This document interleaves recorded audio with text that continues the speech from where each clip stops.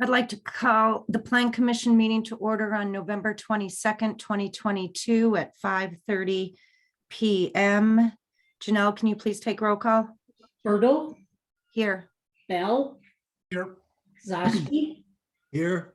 Gretzmacher, Here. Kane, Here. Shampoo, Here, and Schmitz. Here. Is there a motion to approve the agenda as presented? So moved. Motion by Zashki, Second. second by Schmitz. Kane. Kane, sorry, I don't have, okay. All those in favor respond with an aye. Aye. aye. Opposed? Carried. Comments, correspondence, and concerns from the public. Is there anybody joining us tonight that would like to address the Plan Commission?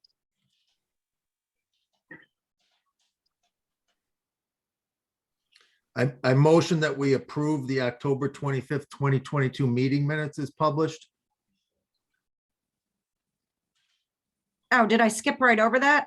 I think I That's did that okay. last month. That's all right. God. Motion by Zashki. Is there a second? I second that motion. Second by Shampoo. Any further discussion? All those in favor respond with an aye. Aye. Opposed? Carried. Do we have any correspondence, Janelle or Heidi? Not that I'm aware of. Okay. All right, discussion and action items. 6A, development agreement, time, restaurant and catering, 1211 Wine Bar and Provisions located at 10339 Highway 57. Julie? Okay, so over the last couple months, we've been working out the details of what we wanted to see in the development agreement. It is in front of you. I would have to say the only changes or things we need clarification on is the owner said he's not willing to gravel or pave the neighboring property, the historical society property. So we can allow him to leave it natural. The question is, do we want to require gravel or leave it as a field? And then the second question on that would be, are we going to require landscaping around it? Or would we allow just the natural grasses that surround that parking lot to be adequate? He did get a hold of me last week and he said those were his concerns, that, you know, everything looked good except for the parking and the landscaping for that added area. He knows he has to install the other parking. The only other thing, if you read in the packet, was he also had a question about live music. And I said, well, hold it. That's not part of this development agreement. It wasn't proposed early on. That's going to have to be a whole separate thing. So this one is just for what the application was for, which we've been talking about the last couple months. Only question in my mind is the overflow parking. Rob?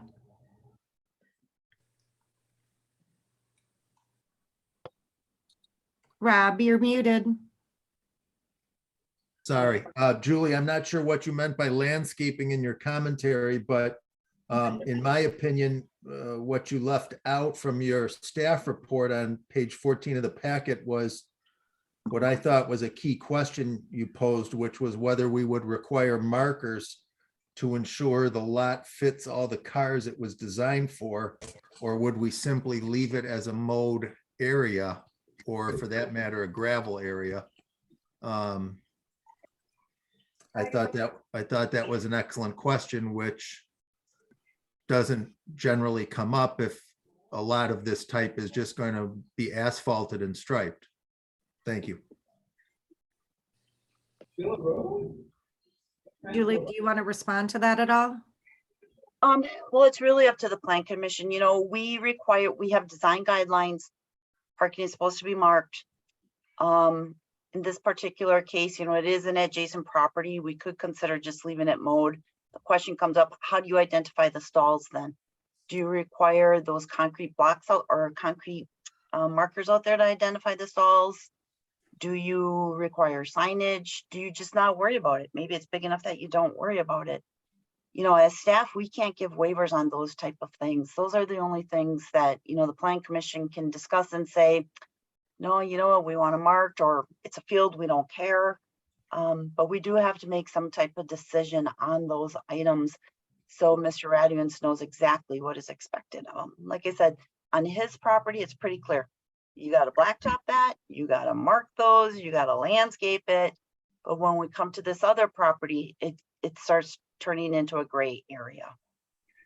I have a couple of questions. Is there any precedent that we have done something like this before, with the exception of, I know for Fall Fest, we do some parking. And obviously last year for Chris Kindle, I think we did something, but that was an SBA event. Is there any precedent at all?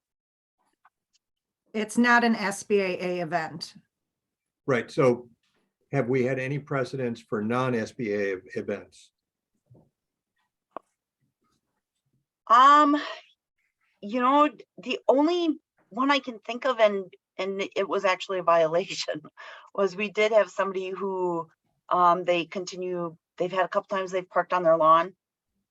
They've been sent notices they're in violation, and we're working through those violations right now with them. But that was on their property. It wasn't on an adjacent lot. So not since I've been here, or not that I'm familiar with, have we encountered this where it's on somebody else's property. Unless a commission member knows of something, but I don't. No, I think this is new. One of the questions that I would have that will probably lead to further questions is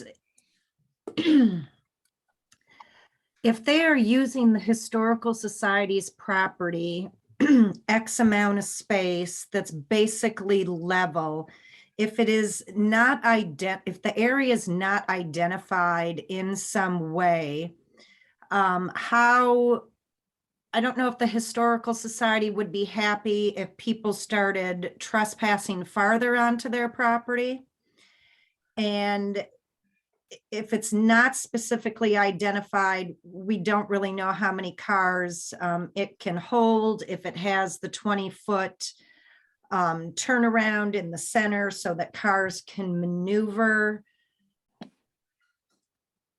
Because as we've seen elsewhere, people will just park kind of where they want if it's not delineated somehow, some way. And I don't want to see this become an issue that the Historical Society has a problem with. And my other question is that I don't even know if anybody can truly answer is for that overflow parking for the Hoop building, how often are there events in there? How often is this overflow parking going to be used? If it's once a month, that might be one scenario where I may feel one particular way about the parking, but if it's twice a week and it's getting that much usage, I may think differently. So I can answer that. The Historic Society did tell me that Time has been using the overflow parking, and Time told me this past week that they've used it 5 to 6 times this past summer. So it's not every week, but maybe twice a month. But that was without live music in the Hoop. Correct. And we are still not talking about live music. So I understand, but if at some point we will be, because they pursue it, inherent in that would be much more usage of that overflow Absolutely. parking area. absolutely, that would change everything. Or we might have to hardline it and tell them to put that parking behind their building on their own lot. Could we require a maximum usage and also require them to, at least with ropes, define the outer perimeter and some sort of a middle ground so that we could define where parking should be, so that you would have the 20-foot turnaround? I think so. I think it comes down to how often they're using it, because I don't think that we need more pavement for pavement's sake in the village. However, as to Denise's point, if it's a couple times a month, turf can recover from that. And it can have a better environment for us. But if that's used on a weekly basis, it's going to turn into a mess. and it's gonna be less desirable for the village. So I think that we need some clarity from them on how often they're gonna use it. The challenge I see there is, how do we enforce that? Because if we can say you can use it once a month, do we go out, we're not gonna go out there and count and see when somebody's there. You know, I don't think we should limit how many times they use it. You know, they have presented all along that they needed the overflow parking and the Historic Society was willing to help them. And we didn't, during all of our conversations, we didn't discuss limiting how many times they could use that. I think at this point, they're looking to get, you know, they agreed to have this development agreement after the fact. And they've pretty much done what we've asked of them. And I think at this point, we need to finalize the development agreement, let them know where they stand and what they have to do so they can make plans. And I think if we're going to say it's good enough for overflowing, it's good enough whether it's used 1 day a week or 5 days a week. And I agree with that point, but whether it's paved or not paved does depend on the amount of usage. I mean, I would be comfortable with saying, 12 times a year, which if you have 6, good months during the summer, that's twice a month. I think that would be a fair amount. How does anybody else feel about that? Being a resident close to them, I'm going to tell you that almost every Friday night, I've seen cars parked in there. Really? Yeah. Interesting. I agree with you, Denise. I mean, we have to put a limit on there. If we're going to have some flexibility on what we're going to require for parking, then we need to make sure that that's not going to turn into an issue. And I don't see a way to do that other than limiting the frequency that it's used. And I don't know if there's some way to put, I don't know exactly what the access looks like. I don't know how people on a Friday night know that they can use that property, Ron, that you have seen. And unless they're being told that from the owners, but maybe there needs to be a gate that is closed unless they are having, so nobody can use that. Unless there is, and then they open the gate for an event in the hoop. I don't mean, could it be something other than a gate? I don't think we need just a way that they know. I mean, you can put a stake in the middle of the access. Just so you know that you're not supposed to park there then. Whatever it would be fine. I was just thinking that, A gate would work, but I guess I'm just saying, let's just say they have to have a mechanism to have it clearly indicated that it's not open for parking. A sawhorse would do it. but unattractive as that may be. I know, but whatever it can be something not complicated. Correct. Hire Marge to go out there and tell them not to park. Thanks a lot, Nate. I said hire you. I didn't say you were volunteering. No, I know. I'm trying to figure out why you picked me, okay?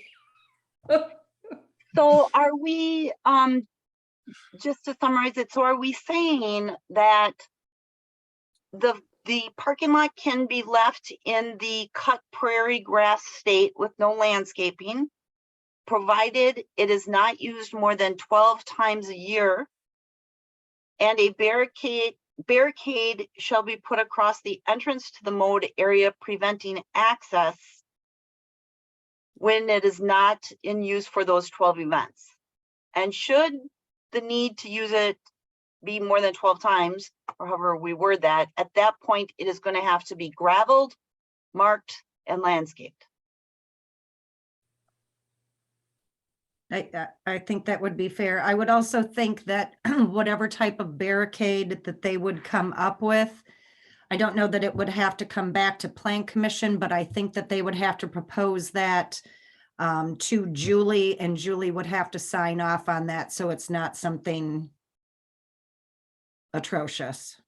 Okay, So 12 times is right on the verge of it being parking that they use on a regular basis. So I'm just a little concerned that that might be rich, What do you mean by rich, Dave? that they're using it they're using it so frequently that they should really just go ahead and make a real live parking lot. I agree with that point, Dave. I think, consider how many times we've dealt with, the sandwich boards, being left out and still used after that, they were notified to stop using them. Clearly, they operate in a grow the business mindset, which is fine, as businesses go. But to Ron's point, I've, driving by that area a lot, going back and forth to gymnastics and Sturge all the time with the kids. I've seen that the way Ron's seen it. It's going to just continue to get used more and more. And I think Dave made a great point about, let's just formalize the lot as best we can and deal with it that way. If we look at our season as June, July, August, September, the high season, twice a month, I came up with 8. So that would be my something on the wall. 12 just seemed too big for some reason.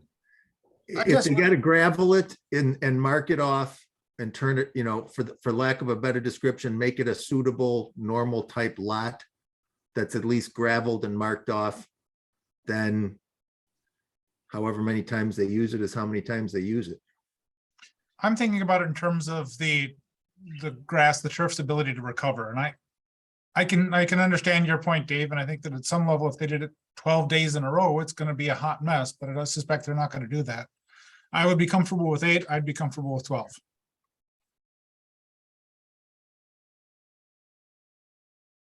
I think that there's the better opportunity to have something in May also. So if we break it down to 5 months, how about we find a compromise at, they can use it 10 times? And that'll that's shorten it a okay. little bit and still I think would be fair. And along with all the other things that we said, does anybody have any other? What question I would ideas? have is, what if Sister Bay Historical wants to use it? Does that count towards those numbers? Mm, There's gonna have to be an identification process. If we're going to go that route and put a number to how many times it can be used, then for enforcement / knowledge sake as to who's actually using it, we would need to have some sort of an email notification from the owner to staff saying it's being used for this type of an event on this type of night, or it was used, etc. Otherwise, we're going to just be returning to this issue of enforcement of various infractions at that particular business. And I'm of the mindset it would be nice to avoid all that if we could, if possible. And if the lot, to Dave Schmidt's point, is gravelled and marked off properly, then they can use it however they need to use it and when. And we don't even know if the Historical Society would be happy with it being gravelled. right. Well, I was just about to ask, where does the Historical Society fit into all this? How do they feel about it being turned into an official parking lot versus just a lot, a field that is being parked on? Right. So I don't think we could, at this point in time, we would have to table it if that was the inclination or what we thought we wanted to do, but we would have to have a conversation with them first. But if that's not the direction we're going in, and I don't know where consensus lies yet, then we could move forward. I don't have a lot of, I'm sorry to say, faith that Tim will notify us of events. I think somehow we just we'll have to try to police it ourselves. Denise, Yes. I really agree with you and Rob about this policing of it. I think it's not even practical to try to say to them, you can use it 8 times, you can use it 10 times. How are we going to enforce that? I just think it's going to be almost impossible to enforce that. I think it's going to get, that rule is going to get broken. They're going to park wherever they want without marked off parking. It sounds like this business is growing every day. They're talking about maybe music, they're talking about lodging, you know, I just don't think it's practical. It doesn't make any sense to me to say, you know, you can have this overflow parking in this.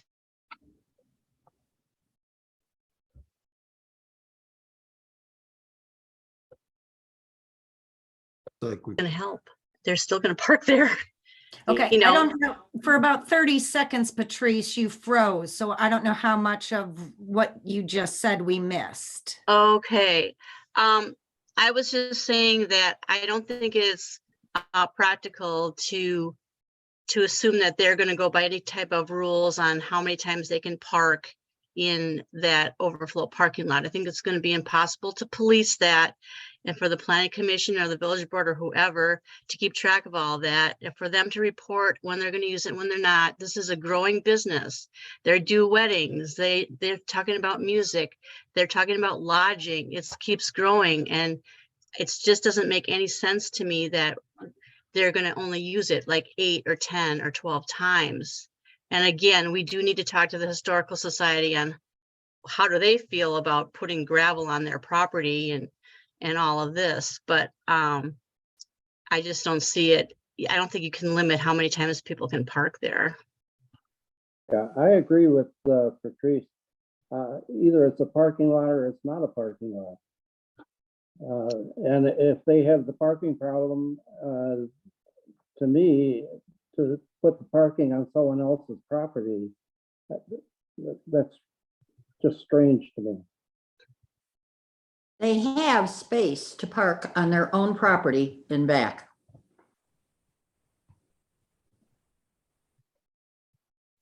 They do. Yeah, you know, I wasn't here when this project started, but why didn't we ever consider making them park in the back of the property? Because I think at that time, Julie, we thought that they had enough parking. Okay. And we didn't have an administrator at the time. for the scope of the business as presented at that time, it was logical that the front parking area in front of it was more than sufficient. Okay, Well, there was even some talk about trying to, and the word occasional or something came up. Even that they were trying to maybe use a slip of land on the other side of the highway even. Correct. That they had talked about that, but never made a real formal presentation like what's in front of us now. I guess one So- thing I would say is something that's come up here is I don't think that we should talk to to Sister Bay Historical. That's got to be between the owners and Sister Bay Historical. I don't think that we should put the village between there. I understand the point of not wanting to do it, but I just want to say that it's not good for us to put ourselves between two separate entities. That's a bad place for us. We only lose. Excellent point, Nate. Yep. So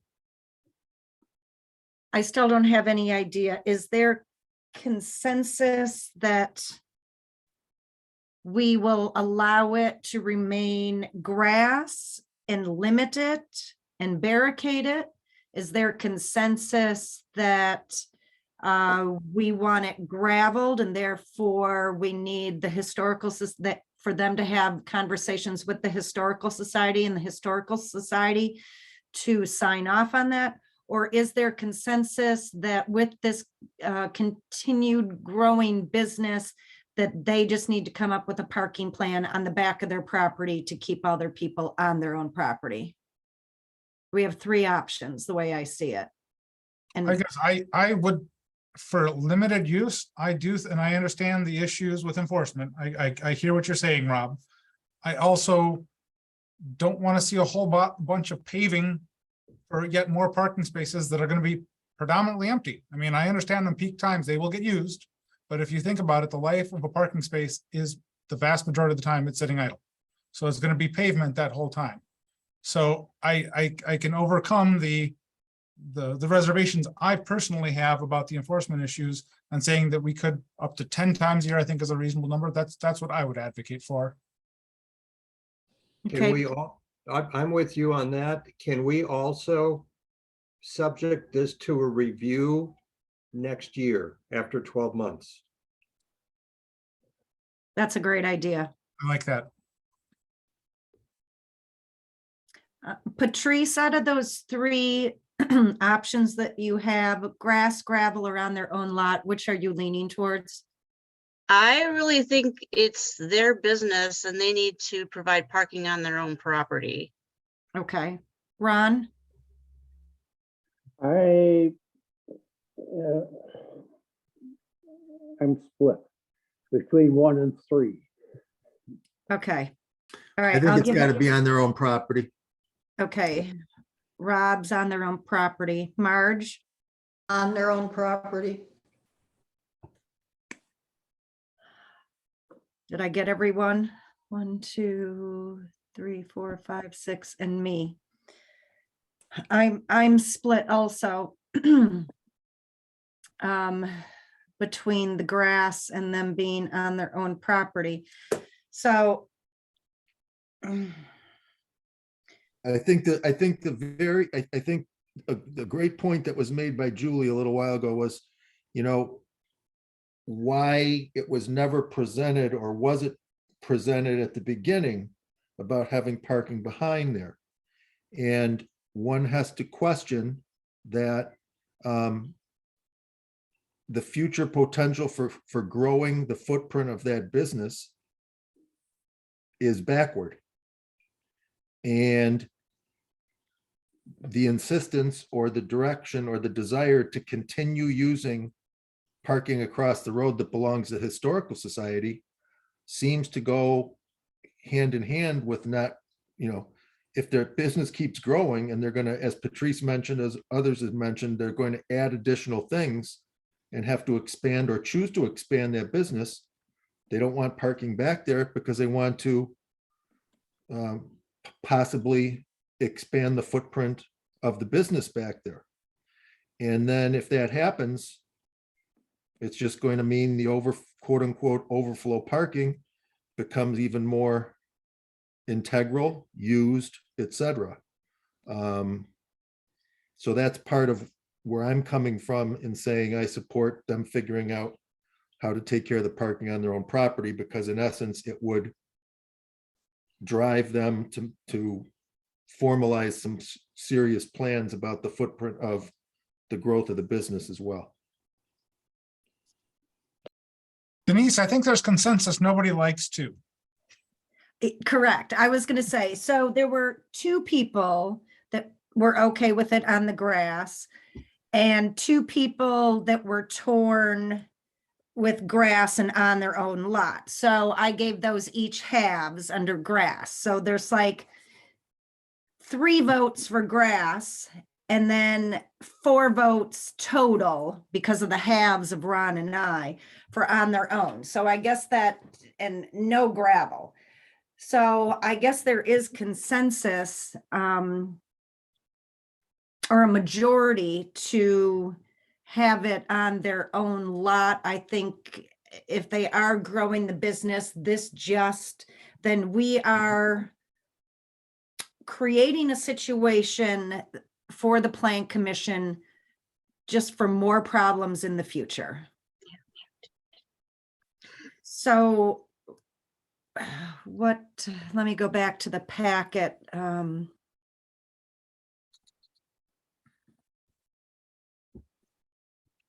Denise, can I add something in here? Please do so. Okay, so they have enough parking on site. This was purely for overflow. So by us turning down the overflow, that means they have to confine it all to site. So then what we're looking at today is the development agreement. So if this is the direction we want to go, this development agreement would be forwarded to the board with everything that's in there, but we would change it to say the overflow parking has not been approved and it cannot be used. And that's what we'd be asking for approval on tonight. Okay, How could that be enforced? Well, we would talk to the Historical Society and let them know it has not been approved and they cannot use it for that purpose. And then we would also tell Tim that he cannot use it. One of his parking stalls is actually where you're supposed to access that lot. So, you know, he's supposed to move stall number 7 if they ever needed to access it. We'll just have to explain to him it cannot be used, it cannot be accessed. And if we find it, then we just start issuing citations until they stop. well, I'm not so sure that I'm saying, I think there's a majority that doesn't want time to, in 1211 to use it. I didn't say that the Historical Society could not use it 3 weekends out of the year. And if it would, I just see that Carl Bradley just came online. And would it be all right with Plan Commission members if I allowed him to speak to us? Sure. Sure. Carl, I don't know if you've been listening to our conversation the whole time.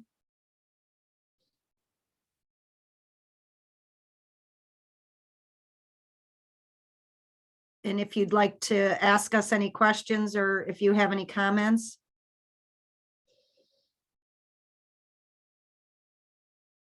I don't know if he can hear us.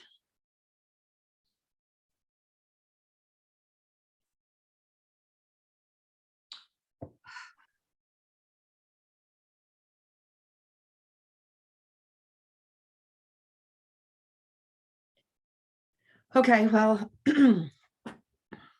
I tried.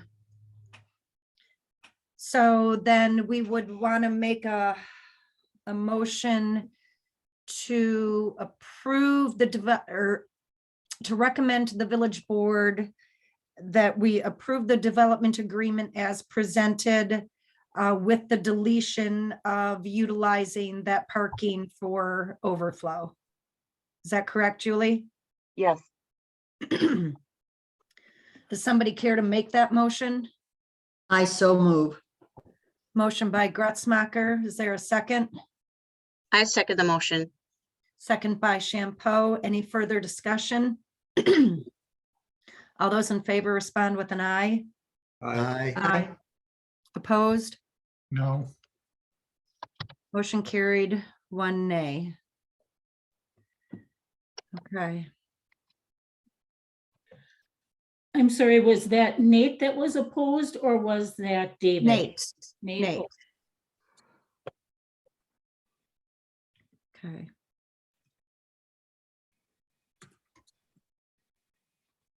Denise, I'd just like to clarify that I'll be recusing myself from any discussion related to 6B.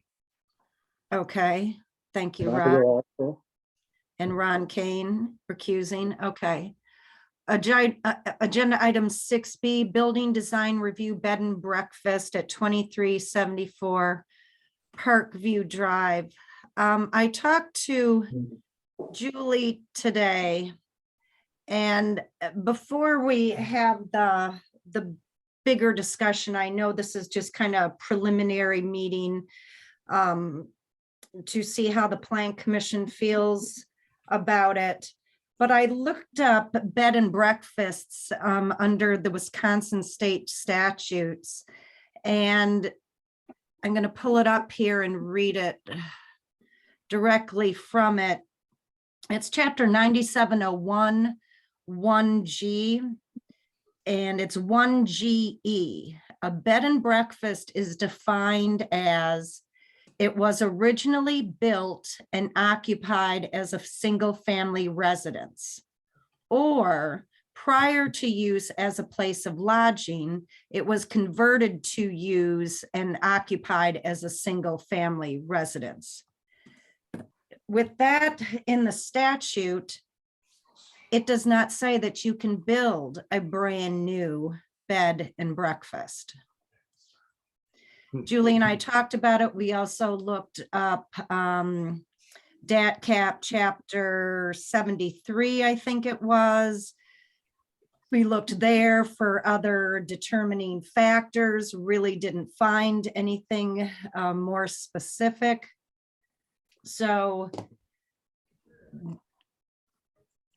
I don't, in my opinion, it's not allowed, because they would be tearing down the current home and building brand new.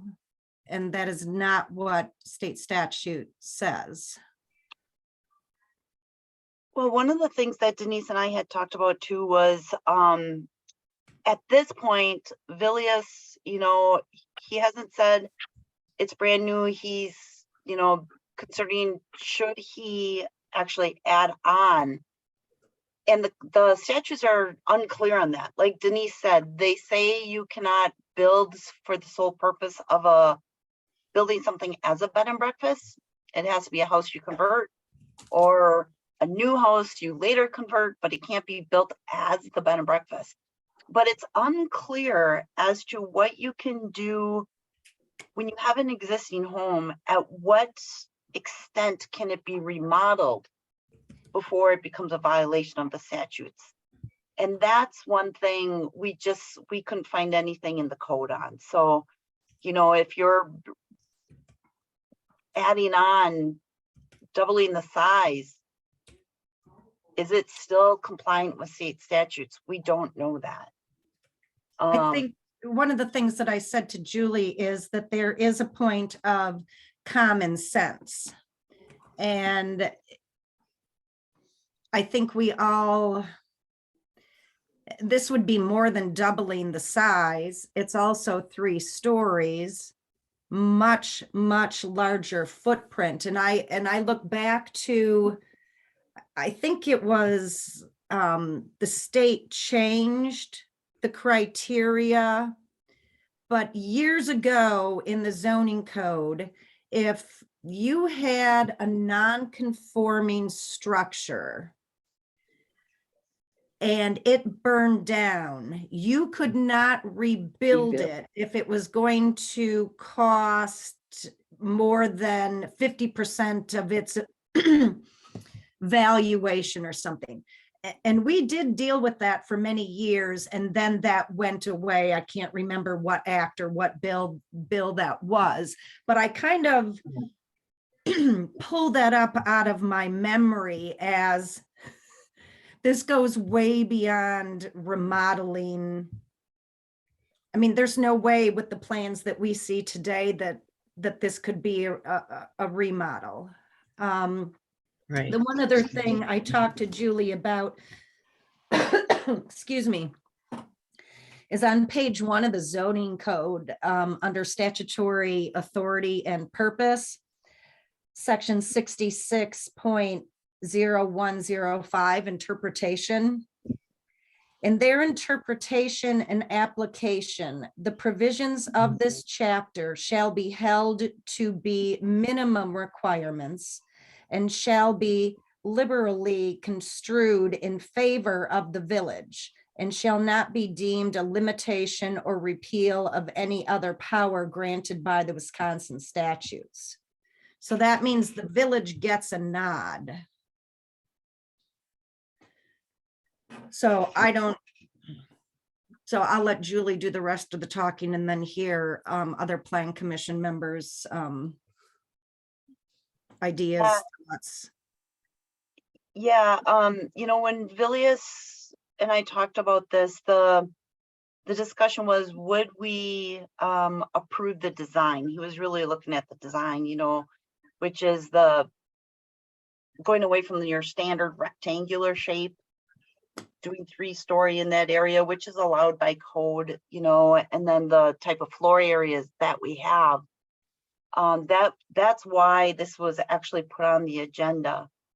Vilius and I did not get into the state statutes or how he was going to comply with that or not. It was basically, you know, these are the problems I'm seeing right now. And he's like, well, hold off before I go any further. I want to know, are they going to approve my design, what I have here? And so that's why we have it in front of you, was to basically look at the design, kind of like a step one. Clearly, Vilius is going to have to address those state statutes and whether, you know, how much remodeling can take place before it's no longer compliant with statutes. That's really I think, you know, the burden he's going to have to pursue on that one.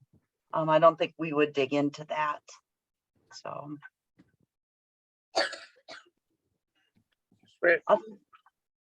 Other than that, you know, he's, like I said, he knows he's got some issues with the parking and dumpster location, things of that nature, but it was really, like I said, on here for the design of it. How can we prove the design if it doesn't meet state statutes? Well, the project I think he's not asking for us to approve it at this point, the project. He's just saying, before I go any further with this, are you okay with the design? And I understand what you're saying, you know, how can you say we're okay with it if you don't even know he can add on to the house? Yeah. Isn't this the cart before the horse? I think it's the easier one to ask us what we think before you go through trying to do with the state. Believe it or not, I think the village is easier on that one. Sometimes we're not. So I think that's what he's doing, is saying, are you even going to approve this before I waste my time? Julie or Denise? Yeah, go ahead, Patrice. I have a lot of concerns about this project. I saw the plans and I had a hard time wrapping my mind around this. It is too big for that lot. To me, it looks like something that would be appropriate for downtown Chicago or city. I don't see a lot of room for setbacks or landscaping. It is not compatible with the neighborhood. That part of town is the historic part of Sister Bay. There should be some resemblance of some type of history or to the marina that we have, the beach, that would fit in with that part of town and the neighbors that are there, the yacht club, and then, you know, the other condos. I think they did a pretty good job. But this really does not fit in Sister Bay, and especially in the historic area of Sister Bay down there. I would like to see a completely different idea. Something that would complement the beach and the waterfront. And those are just my thoughts for right now.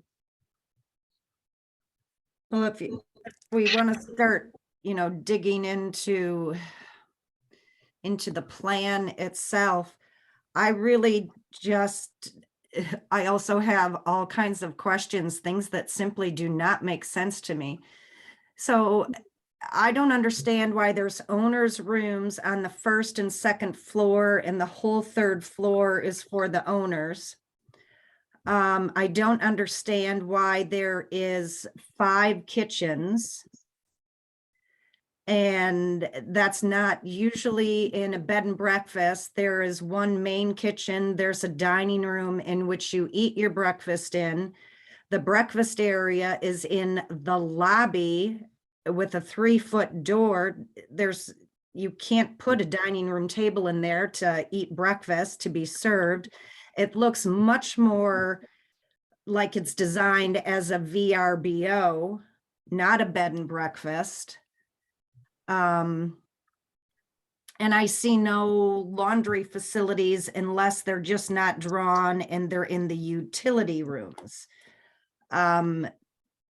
So I don't particularly care for the architecture. I do think that there is some kind of resemblance to where Zeke's Market is. But I did, I'll just leave that. That was approved by Plan Commission, I think, when I was off the board. The one thing, though, that I do say, I think that Julie notated about the parking is that parking's not allowed in the front yard. And if their address is on Parkview or whatever it is, I would much rather see the parking lot there on the side street than I would another big parking lot facing the beach. But I go back to, I didn't even plan on talking about the other things about the kitchens and everything else, because I just don't think that it's allowed. Anybody else care to comment or share what it is that they're feeling? I agree with you wholeheartedly, Denise. I agree with Denise and Patrice. So I guess that I see that your hand is up, Bjorn, but I'm really not going to let an outside attorney comment on this. Okay. Denise, I will represent that I am representing the property owners in this matter, just for the record. Oh, okay. You're always representing the Johnson Sorry, family. So, okay. That's fine. Go ahead. Okay. I just want to address, I think, some of the concerns that everybody's had so far. I think, first of all, to kind of put away with what I think Patrice's concerns are, as long as the project meets all the requirements of code and other statutes and regulations, it is a permitted use, and there's not really a basis to deny such a project on such high level concerns of generality, such as not fitting the area or et cetera, without pointing to some specific provision in the code. So I think unless there's some concern that's tied to some rule, then those matters aren't really, they can't really be used as a basis to deny something like this. Regarding the state statute, so I think at this point our position is a few things. Number one being that the Sister Bay zoning code has chosen in its definitions of bed and breakfasts to omit that requirement that Denise mentioned under state statute. So that could mean a few different things. Number one, for purposes of zoning approvals, the requirement under sub E that Denise mentioned isn't of the type of requirement that the village can use for this type of proceeding in a plan commission for zoning approvals. Instead, sub E that Denise mentioned would be something that would be a requirement for other types of matters under Chapter 97 of the Wisconsin statutes, and not necessarily exclusively for these zoning proceedings. However, that being said, if you say, hey, that's BS, we think this should be a requirement in all instances, even though it's not in the zoning code, then I think just looking at the language of subsection E, there are two different requirements. Number one is that it must be originally built and occupied as a single family residence.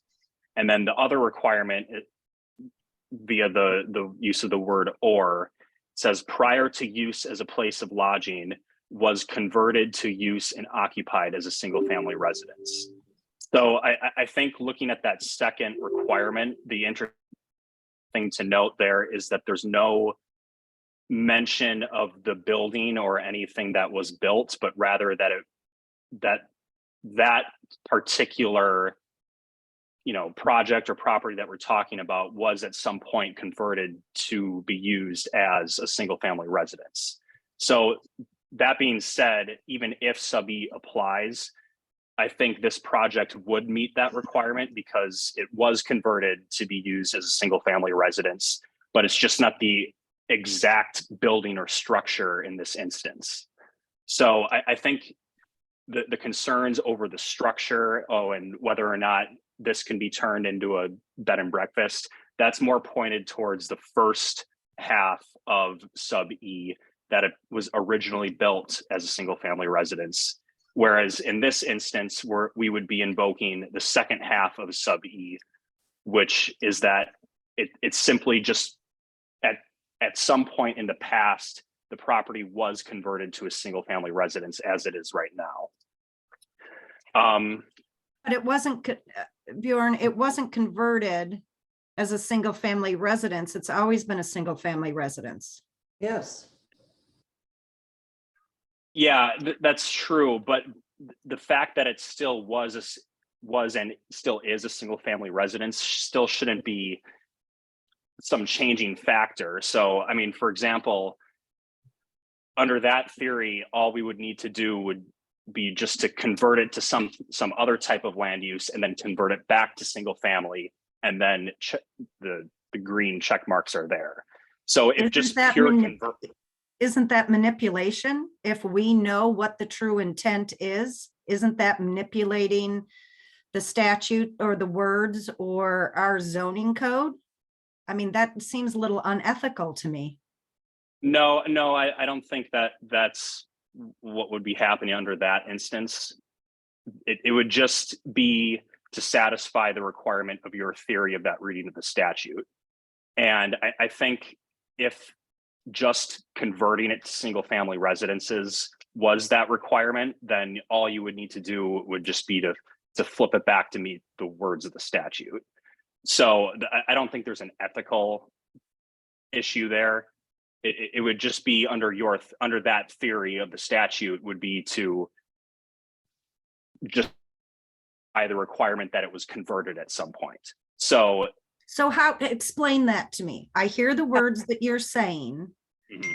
So tell me how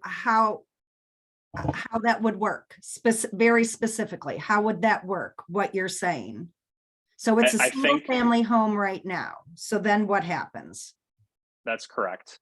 So let me just try to understand your question. Are you asking about the theory you propose that there must be some type of No, okay. Gotcha. The theory that what you're laying out, how we would check off those boxes. So if it's a single family home right now, with what you're saying, then what's the next step?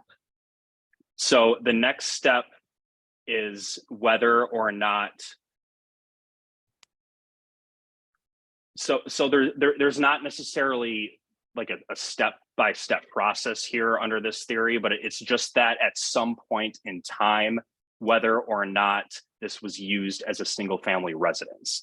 It's a different requirement than the per se building of it.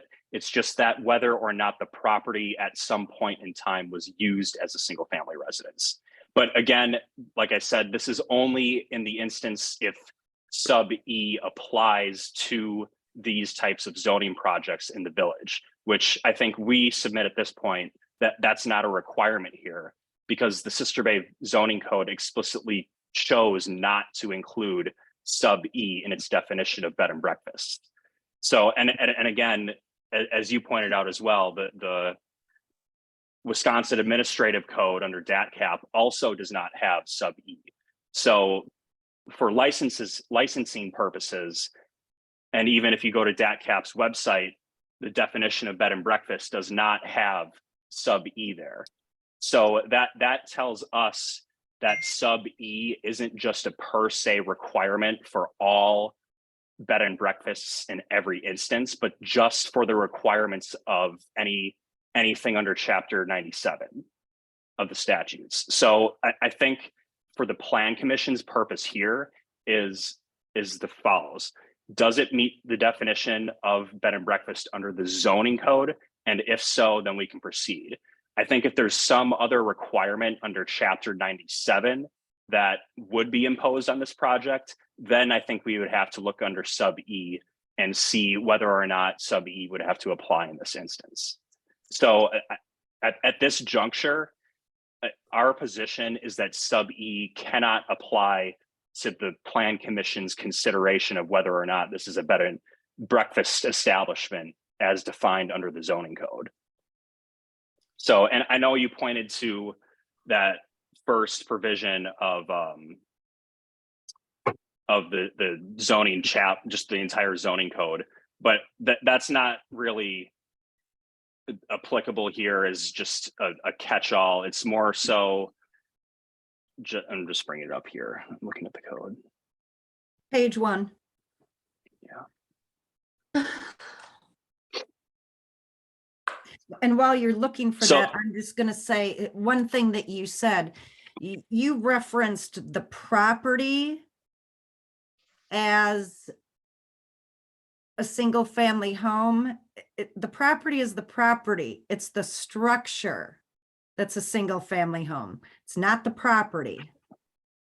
Well, I think the structure requirements goes to the first half of sub E, and that's why the first half of sub E references that it was originally built as a single family residence. And in this instance, we're not going to have a structure that was originally built, but only we have a project that at some point was used as a single family residence. But again, our position is that is not going to apply here at all unless you can find some requirement in Chapter 97 that needs to apply. Guys, can I interject? just out of sorry, go ahead. I just want to interject. I just looked at the code. I think we should maybe take a pause and, talk with, maybe have a meeting of the minds with legal counsels. Because I just looked in the code, and if you are looking in a business zoning district, it does not state that we require compliance with the statutes. But if you're in a residential or countryside district, it does specify compliance with the statutes. So I would like to know, going back and when the code was created or amended, was it a conscious decision that in these districts, we're going to make sure it's in an existing home, but in these districts, we're not? Or was that an oversight and an error in the code?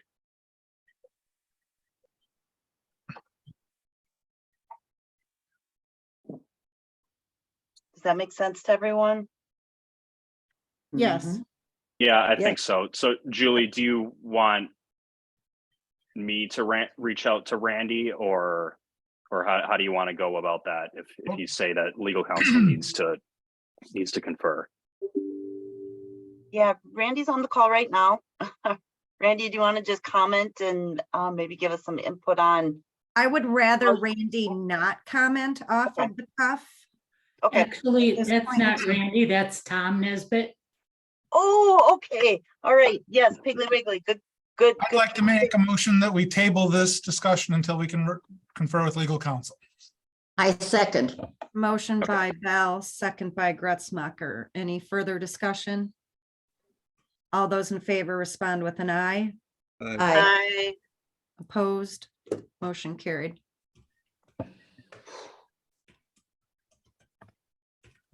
Actually, Denise, just for a second, that Bjorn seems to have not understood that we have architectural review.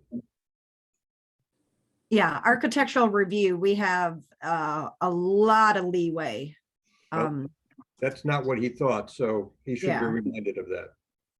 Good point. Yeah, and I don't dispute that as well. I think that would be pointing to something under the code that you can use as a reason to either deny or approve a project. I think my comments earlier were just pointing towards concerns at a high level of generality without pointing to something in the code. All right. All right, we will move on to agenda item number 6C, convert non-conforming structure, add rental unit to the Sister Bay Inn, 10490 State Highway 57. Julie?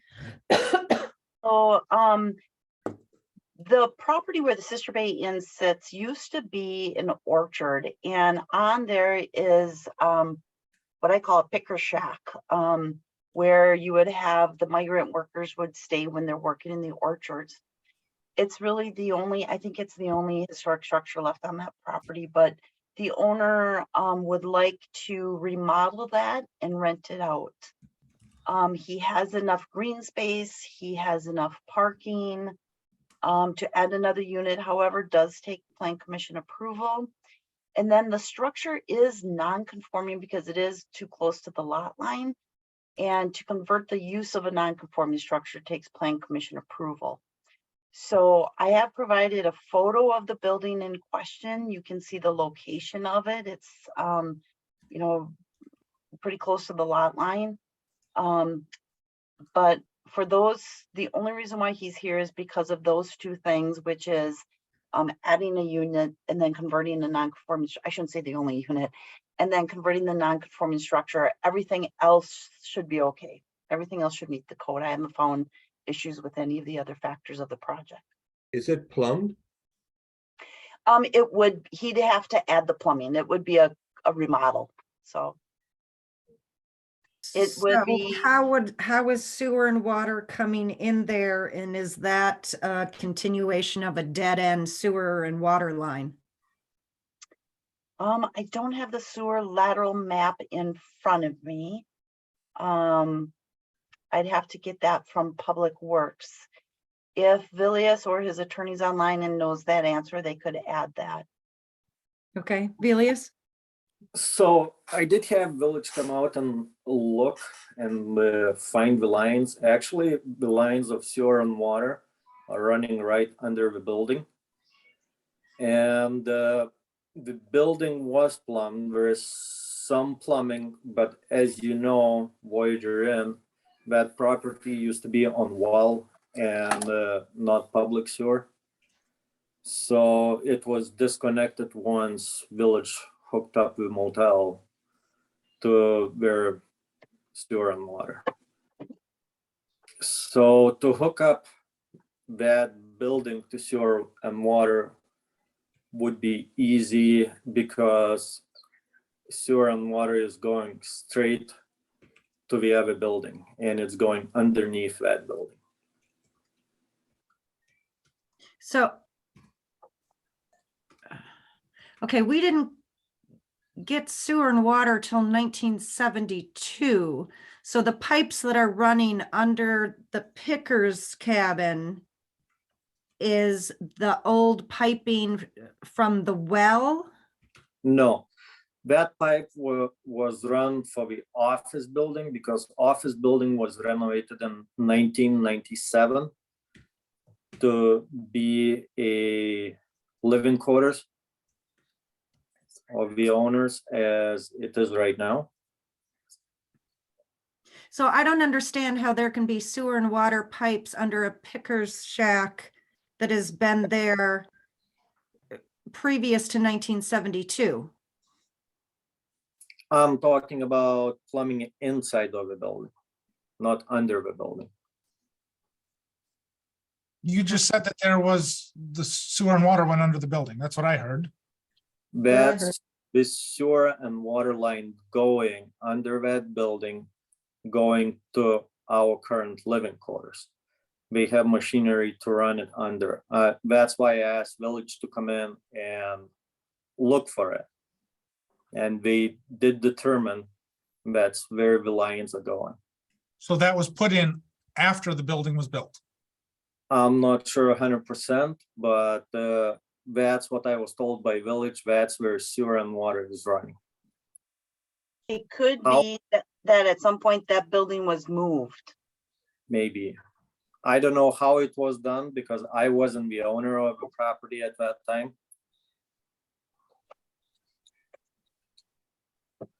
Okay.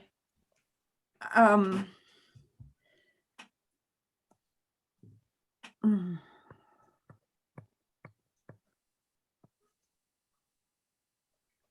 And how does someone access this building? They would access it as every single unit in motel is accessed. You would park your car in the parking lot and take the steps to go downstairs and walk to the unit. Okay. I just didn't know if there was going to be some other kind of access driveway to that. So No. it's parking up top and Correct. walking down. Okay.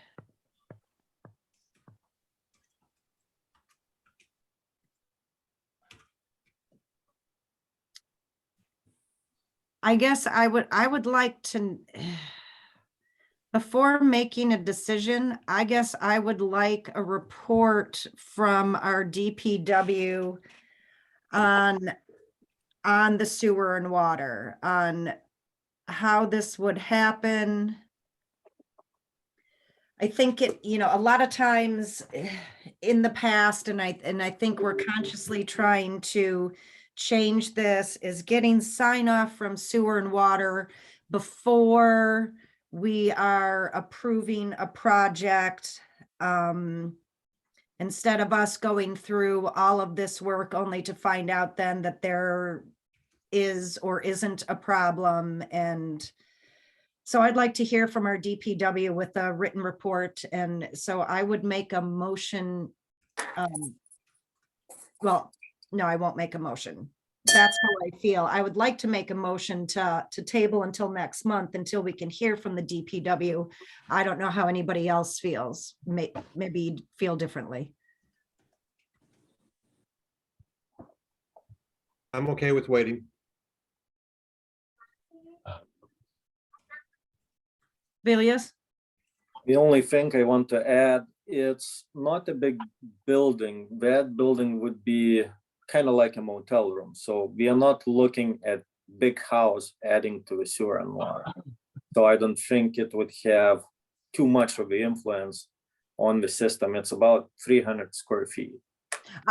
I don't think it's going to impact the system at all, but I think that there's a dead end by you. I want to know how this would be piped.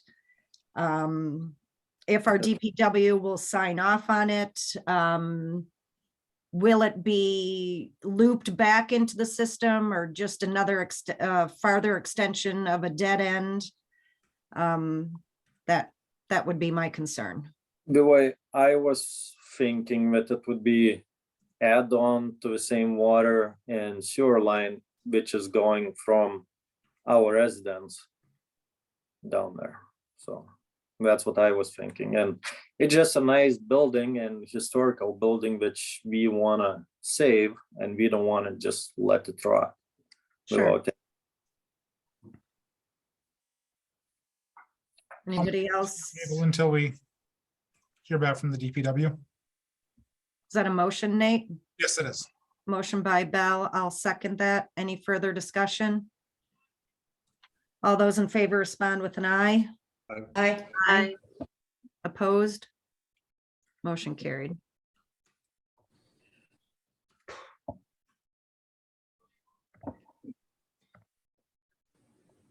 Okay. All right, agenda item number 6D, relocate cabin and convert for office and laundry use, allow plumbing and accessory building at Roots Inn and Kitchen 2378 Maple Drive. Julie? All right, I think we're all familiar with where this property is. They have the inn, they have the restaurant, they have the parking behind. The parking meets code. Open space is good. What they want to do is haul in an old cabin that was Formerly at Waltz Corners, which is the old Babe and Ray's property. There were some cabins out there. They want to move one of those on site and convert it to office and laundry, which currently takes place in the Roots building, but it's getting pretty congested. So they want to take those operations, put them in this accessory building. Because of, it's altering the site, we need to look at it. But the bigger thing here is we do have a code that says you can only have a sink and toilet in an accessory building. And we do that to make sure they cannot be used for living quarter purposes. In this particular case, they'd want to run the plumbing for the laundry service. So we would need to give approval for that as well. And looking at the project, I really don't see any issues with it. There is just some stuff we should probably reaffirm with this case. We sometimes have people parking overnight or parking on street, and just kind of reaffirm that the guests are supposed to be parking in the parking lot, and make sure we don't get too far down the road, I think, without making sure the codes are followed there. But other than that, like I said, there's no concerns with the project on my end. Colin, would you like to speak to the committee at all? Other than we received your letter and. Yeah, I guess when specifically discussing the parking issue, we do push our guests to park down in the private parking. We let them all know when they check in. We prefer that they park down there. Of course, obviously, we can't always control where they end up parking, similar to, Husby's parking lot or the Bowles parking lot. Obviously, people park where it's convenient to them, and they enter buildings as they see fit. But, just speaking on that parking issue, that is something we ask our guests to kind of park back in the private parking down there to kind of alleviate the congestion on the main street there of Maple Drive. But of course, there's times where guests are just going to park real conveniently right by that main entrance to the inn and walk in and go to the guest rooms there. But in regards to the rest of the project, I don't know if anyone has specific questions for us. I mean, there's still some details that we have to get ironed out. We've had a tough time getting excavators to kind of come and give us a plan exactly as to how they would plumb out the plumbing. Same with the plumbing in that regard. I finally did get one excavator to be able to show up, and he said, oh yeah, this won't be a problem. This should be a pretty easy thing to be able to do, kind of explain to him, what we were thinking and all that kind of stuff. So we do have a lot of that space back down in our back area. I don't know if anyone's been in our back property, but there's a lot of green open space kind of behind the parking. That's kind of looking to where we are looking to set down the building. It's I know some of you have been into the inn, but if you come into our restaurant pub space, you can literally see our laundry room where we're pumping out all of the linens and all the towels for the laundry. Sarah and I, our living quarter is like a 13 by 18 room that I have a little office set up and a computer and a printer and all of our storage. So, it just would be nice for our living quarters to just be a living quarters with, without an administrative office in it. So, that's essentially what the purposes of what this little cottage cabin would be, is to essentially take it from being a cottage and converting it to being a small little administrative office where we can get a lot of that paperwork done. We can get the laundry done. So that laundry room that's now kind of in the restaurant space can just be used solely for a server's station. And then just general storage in and of itself. The building's 1902. So, our basement is 5'10". I'm ducking to get down there and get at things. So it would just be able to alleviate a lot of the day-to-day operations for us by having this additional structure down below. Pertaining to the plumbing, I don't view piping for laundry facilities differently than a toilet different than a toilet, but more so like a sink. I don't see that as a big issue. Do you think, Julie, that if we're so inclined, that we would be able to sign off on that if we think it's okay, or does that need to be a text amendment? In this particular case, you can just approve it. If across the board we want to change it, that we'd want to do as a text amendment. I caution you, we might be opening the door on that with so many people wanting second guest houses. So you might want to just kind of review that on a case by case basis. Well, we don't allow second dwelling units anymore. Right, so the reason why we have the rule is because we want to make sure people are not using accessory buildings for living quarter purposes, right? We want to make sure they're not using them as an accessory dwelling unit. So we're saying, hey, you can have a sink and toilet in there, we get it, you have a workshop out there, but that's it. If you start across the board opening the door to now allow laundry facilities out there, my concern is, are you increasing the opportunity to violate the code? You know, Okay. should you just look at it on a case by case basis? Okay, Denise, I have a question. yes, please. So they bought an old cabin and they're moving it onto their property. What is the precedent in the village on adding an old cabin, an old shed onto your property? Isn't that kind of setting us up for trouble ahead? I mean, honestly, it's not going to look that great. You know, if I put a cabin on my property, or if you did, because we need, I'd love an extra office on my property. But what is the precedent for Sister Bay? I mean, is that going to be allowed for everybody, all the neighbors? You can just put any old cabin on your property, or isn't it supposed to like kind of match your building? Or I just am asking. I don't know the answers to this, so but it is Yes. a concern. It would need to blend in with the principal structure.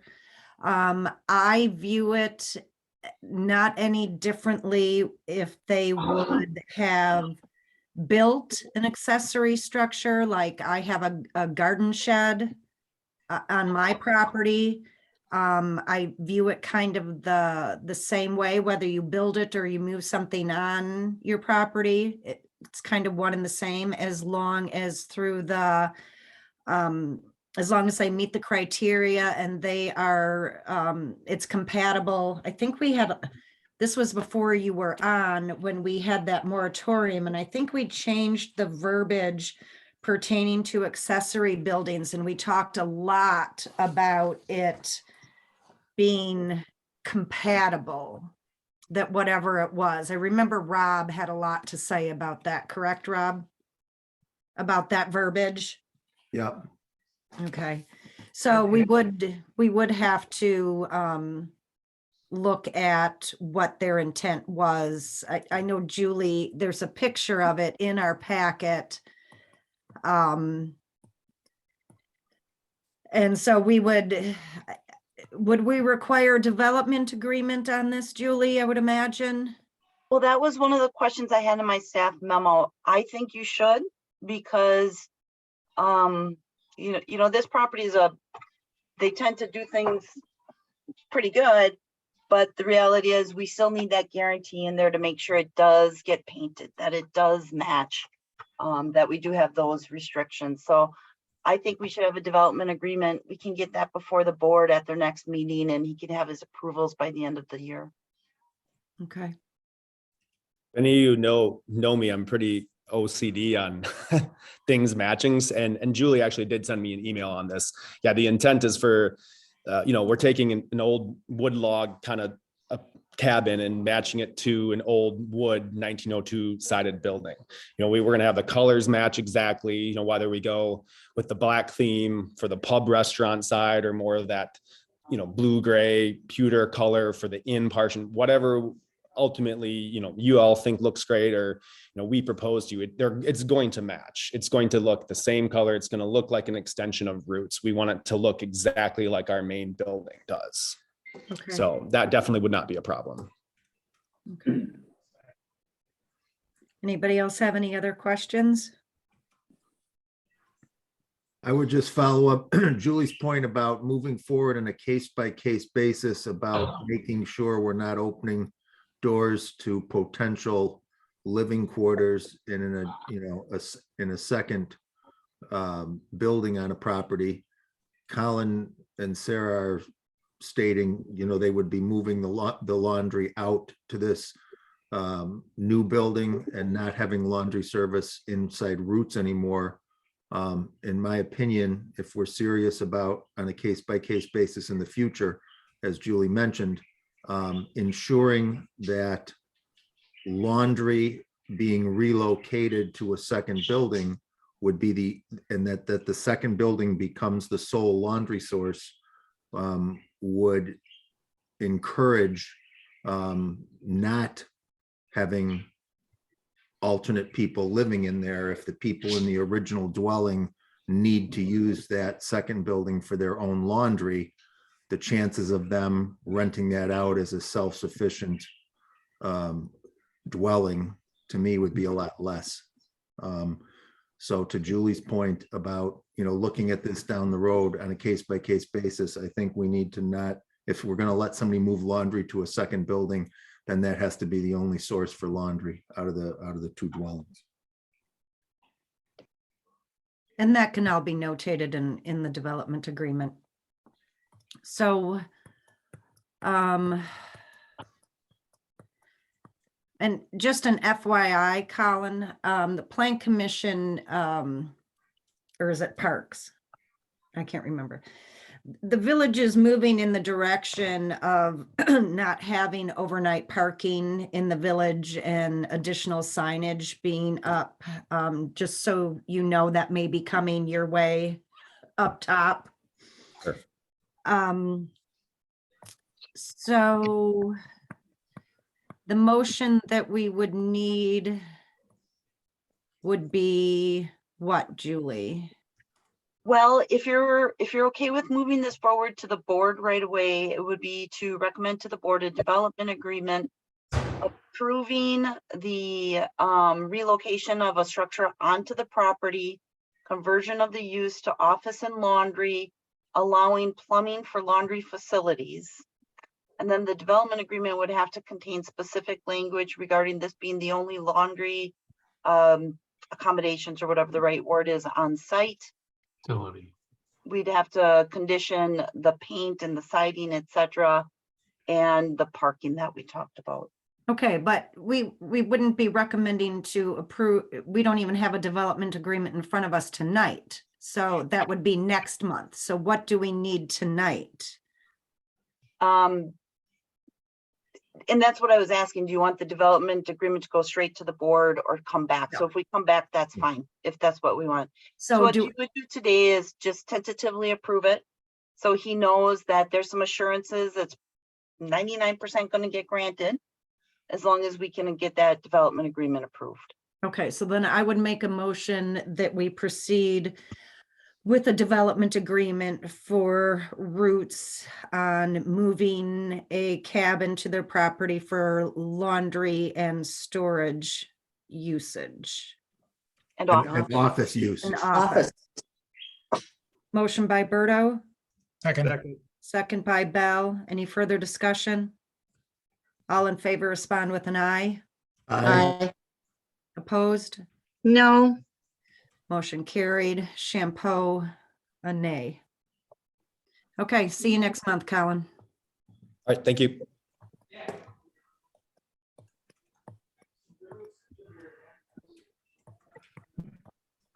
Okay, agenda item number 6E, extended use of storage structures at Piggly Wiggly 10576 Country Walk Drive.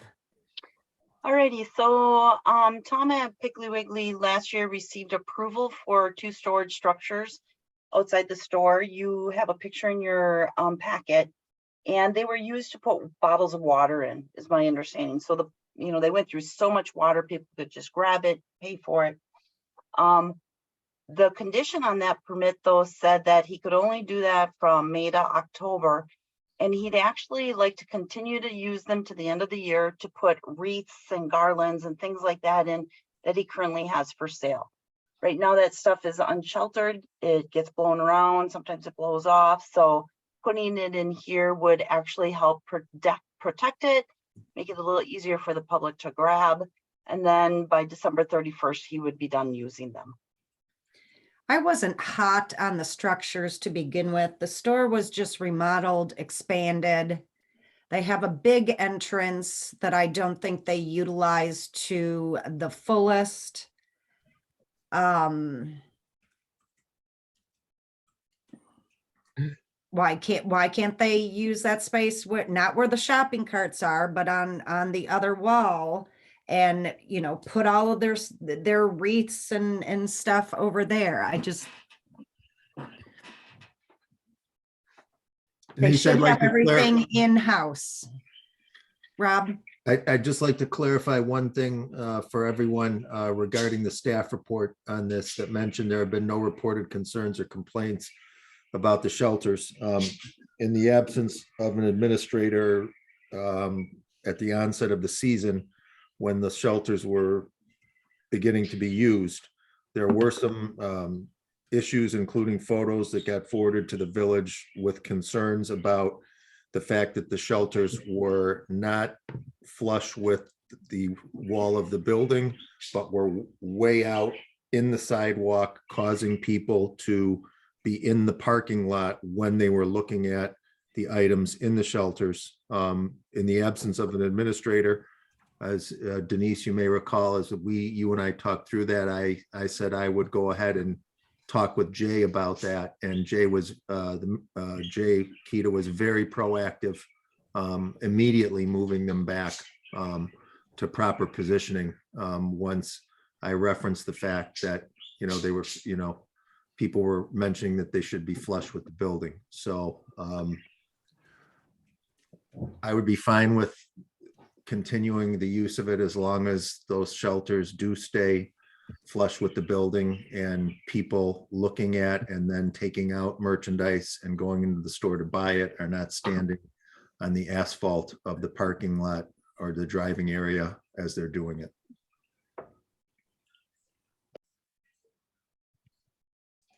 Anyone else have any thoughts? I didn't like them when they came in and I don't like them now. Yep. I have reservations with the additional storage on this property in the past. There's not been a great track record.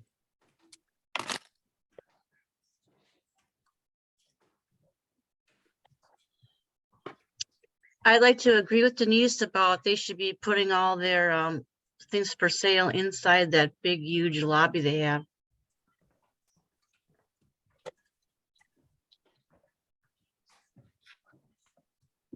Okay, hearing that. If we deny this, are the structures just gonna stand there empty?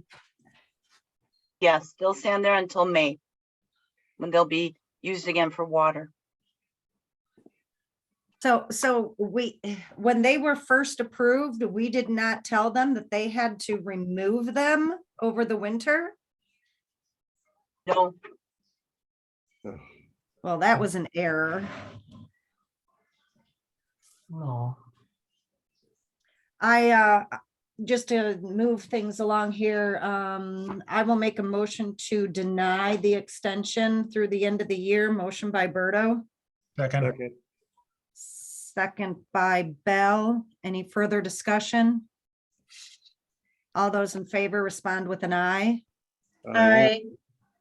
Opposed? Opposed. Motion carried to deny.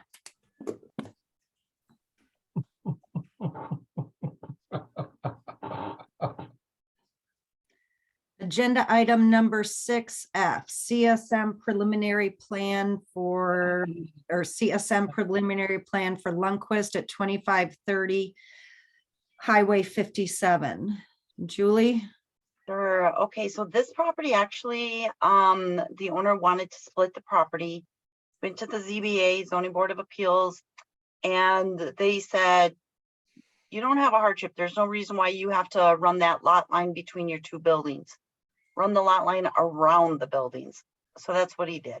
And so he came back, isn't his preference, but it's what, you know, the Zoning Board of Adjustment or Appeals told him to do.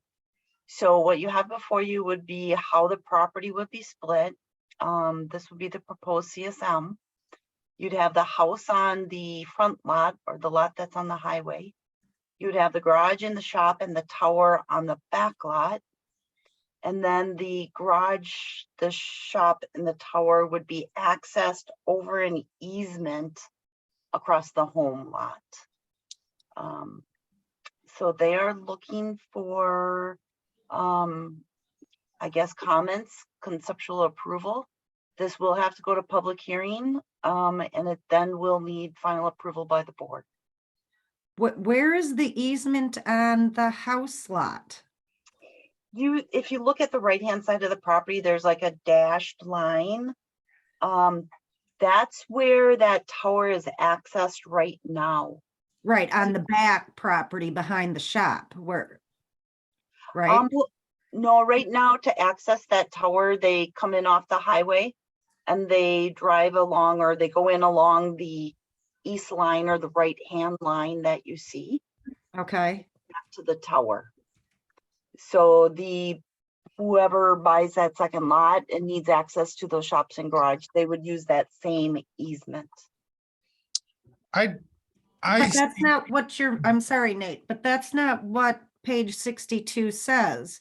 It says, because the easement for the tower is associated with the house, the new lot with the house needs to provide access to the tower. Right? So how is the front lot giving access to the tower? Okay, so do you see the leg that goes up? There's a 20-foot leg there. So that's still on the lot with the house, but it would say that that easement would, the easement, language that says they have the right to cross over the lot with the house, it would still read that way because that leg is still owned by the house. Okay, but then they'll still need an easement for the back lot. Yes. What they're going to need to do some easements. Correct. The house is going to have to give an easement to the back lot for the shop and the garage. Okay. I'm sorry, go ahead, Nate.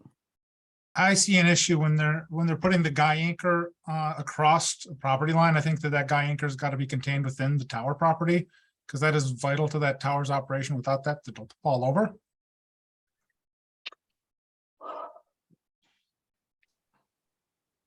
Well, the tower's already there, right?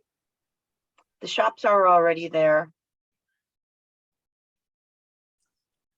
I'm saying all the pieces that support that tower should be on the same parcel. To separate the parcels, I mean, to have that cross from lot 1 to lot 2 is a bad idea. Let me think. If we did that, they could not meet setbacks, right? They'd have to move that line closer to the house. Or they'd have to do some work and get that guy anchor. They can do some engineering and have it so it's not crossing that property line, but it's that tower crossing, I mean, that's effectively the tower crossing the property line. Because without that, the tower doesn't exist. Yeah, I guess the other thing is, who knows if that tower is going to be there forever? The other option is the homeowner gives an easement for that to be sitting on their lot.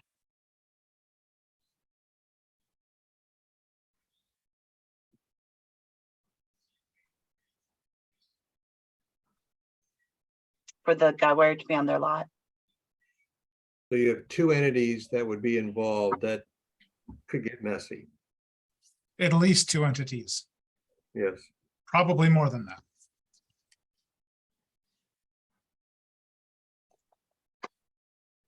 Is the what- general perception in this that what we have as the response of the zoning board of appeals on the staff report on page 62, the zoning board of appeals did not take into account or were not aware of this leg extension?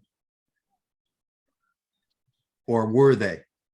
Well, no, they didn't talk about a leg extension because originally the proposal was different, right? I just want to do a north and a south. I'm just going to give an easement over the property. That's kind of as far as it went. And then the zoning board came back and said, no, you have some options. You can move that lot between the house and the garage. So they looked at that, they looked at, aside, how do we address the easements? I actually said to them, well, how are you going to get back there? And that's where we talked about the leg. The leg is minor. The issue that was not talked about was that guy wire being completely on the back lot. Because it does hang over, but if we move that lot line any closer to the house, it's not going to meet a setback from the house won't meet the setback from the rear yard. So Julie, essentially what we're dealing with is the zoning board of appeals said, no, they presented some options. And what we have before us is not one of the options that the zoning board of appeals presented. It is, but they didn't talk about the guy wires. Okay. I think we're saying the same thing. Okay, thank you. So basically, looking up in the B1 district, your rear yard setback is 20 feet.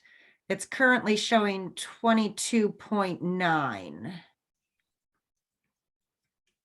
So if they move that line 2 feet 9 inches, would that cover the whole guy anchor or not? Is the question, right, Nate? Yeah, that should be contained within the same parcel as the tower, in my opinion. I do not think you'd be able to do that and keep that 20-foot rear yard setback. That's why I think there might be better off just giving an easement for that, knowing it's not going to be there forever, right? Why wouldn't it be there forever? I think a lot of times towers get replaced and they have to rebuild them, or technology changes where they look a little different. The environment about putting a tower in Sister Bay means that tower is almost certainly never going to get moved, because it's unlikely you're going to find a place to put a tower that's going to have that sort of location, and it's unlikely going to get approved. So I would actually say that we should probably look at that tower as being there rather permanently in some form. And so your concern about it being on 2 parcels would be to what kind of ramifications, Nate? So you've got a tower's, to go down the rabbit hole of this particular tower. This tower is owned by one company and is leased out by another company. So now if you get involved in it, you're dealing with 2 separate companies plus the property owner. I think it's very important that they have control, and maybe an easement sufficient for that, but I think we need to know that ahead of time. It's like a building crossing a property line, in my opinion. I don't think there's that much of a difference, except if this could fail and it would have some serious ramifications. If a house falls over, it's not a big deal. This particular portion of it could have some very serious ramifications on how that structure exists. Would we have a structure crossing property lines? Technically, we would require big lot lines from these towers. We did not on this property. You can see it's very close to that north lot line. Maybe it predated the code. I'm guessing it might have. It did. But as far as this situation about it encroaching over the lot line, I can ask the surveyor to do a little jog there, the house jogs. It might be enough to, when you jog around that tower, it might be enough that we're still keeping that setback. So I can ask him that, and if he can maintain that, then I think it would satisfy our concerns, if I'm understanding correctly, and we could send it to public hearing in time for the next meeting. That would satisfy my biggest concern, or my only real concern. Who did the survey?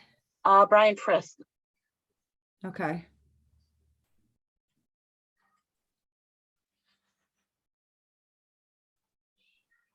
Okay.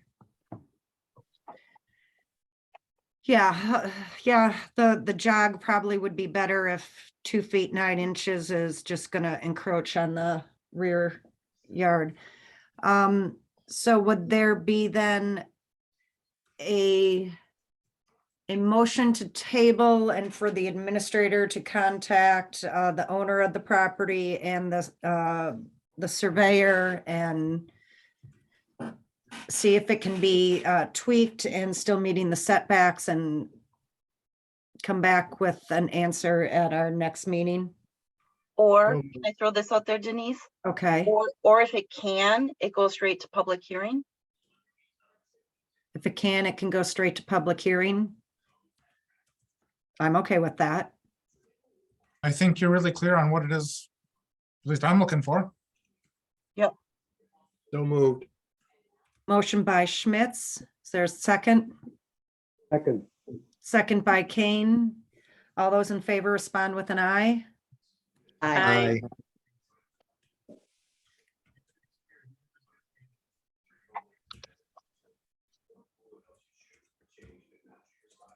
Denise, you You're made- on mute, Denise, and I don't know that we have a recording of you asking if there were any nays.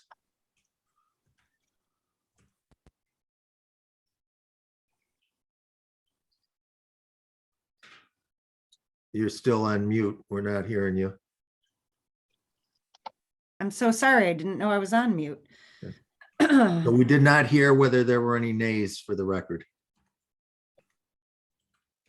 Did anybody want to vote no? Okay.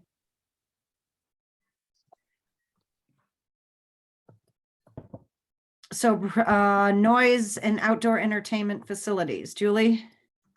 All right, so we're taking a fresh look at this. I'm just gonna run you through some bullets. I think we've all agreed that noise needs to be added to the nuisance section. That's the first bullet. I think we've all agreed that loud noises are prohibited in the nuisance section. And I think the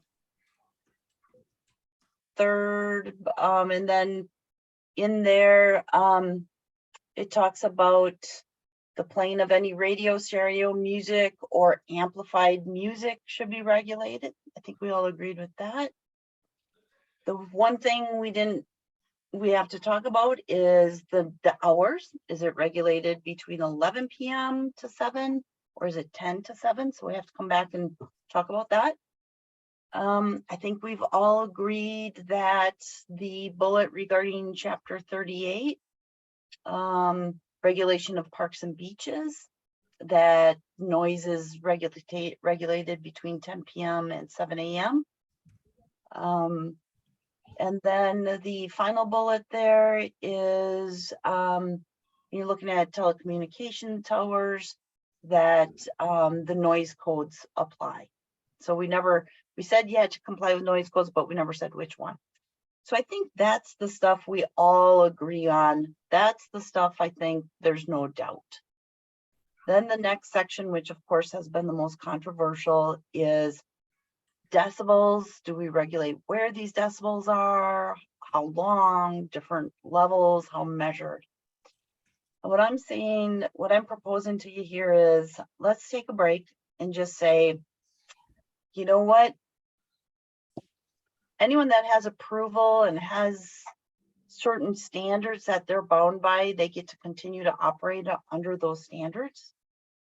Anybody new has to comply, of course, with the new standards that we have.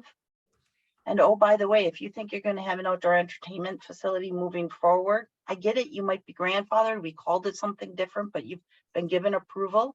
But anybody moving forward, you're going to need a conditional use permit, and we're going to have some standards that we're going to put on it. So let me talk to you a little bit about how grandfathering works.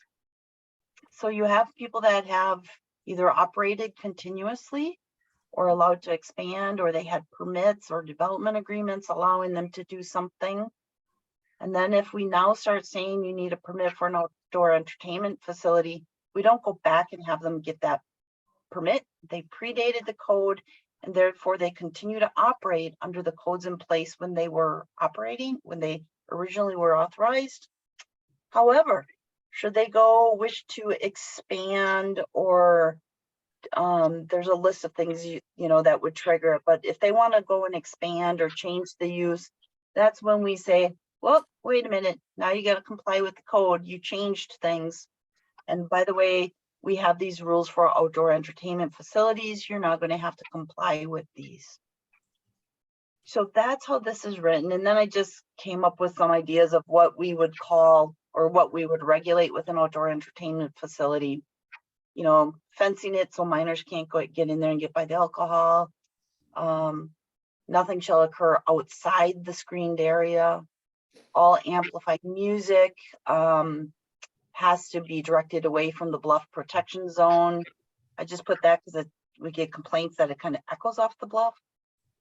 All outdoor activities generating noise above 75 have to cease by 10 p.m. Nothing in the section will prohibit the indoor activities from continuing, however.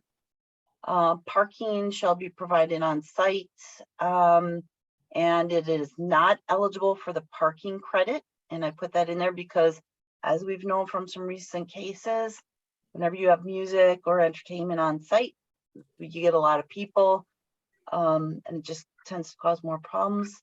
And then the parking shall be calculated at a rate of 1 space per 100 square feet of outdoor entertainment space, which is consistent with what we would require for a bar or an assembly hall or something like that. So what I would like to see us do is at least agree to the changes that those bullets that we've never really had an issue about. Pick the time that what we'd use for that little highlight area, kind of move that forward, start getting things cleaned up. And then aside from that, talk about it and say, do we just want to start saying we're going to regulate outdoor entertainment facilities? Anybody who predated it, their grandfather, they got to abide by the code. Moving forward, we have to get tough on these. Rob, So if, as far as grandfathering in the downtown businesses that have had live music, is what we're saying is if up until this point in time, through this past season, if you had outdoor music going on downtown, you're grandfathered in at 85 decibels, correct?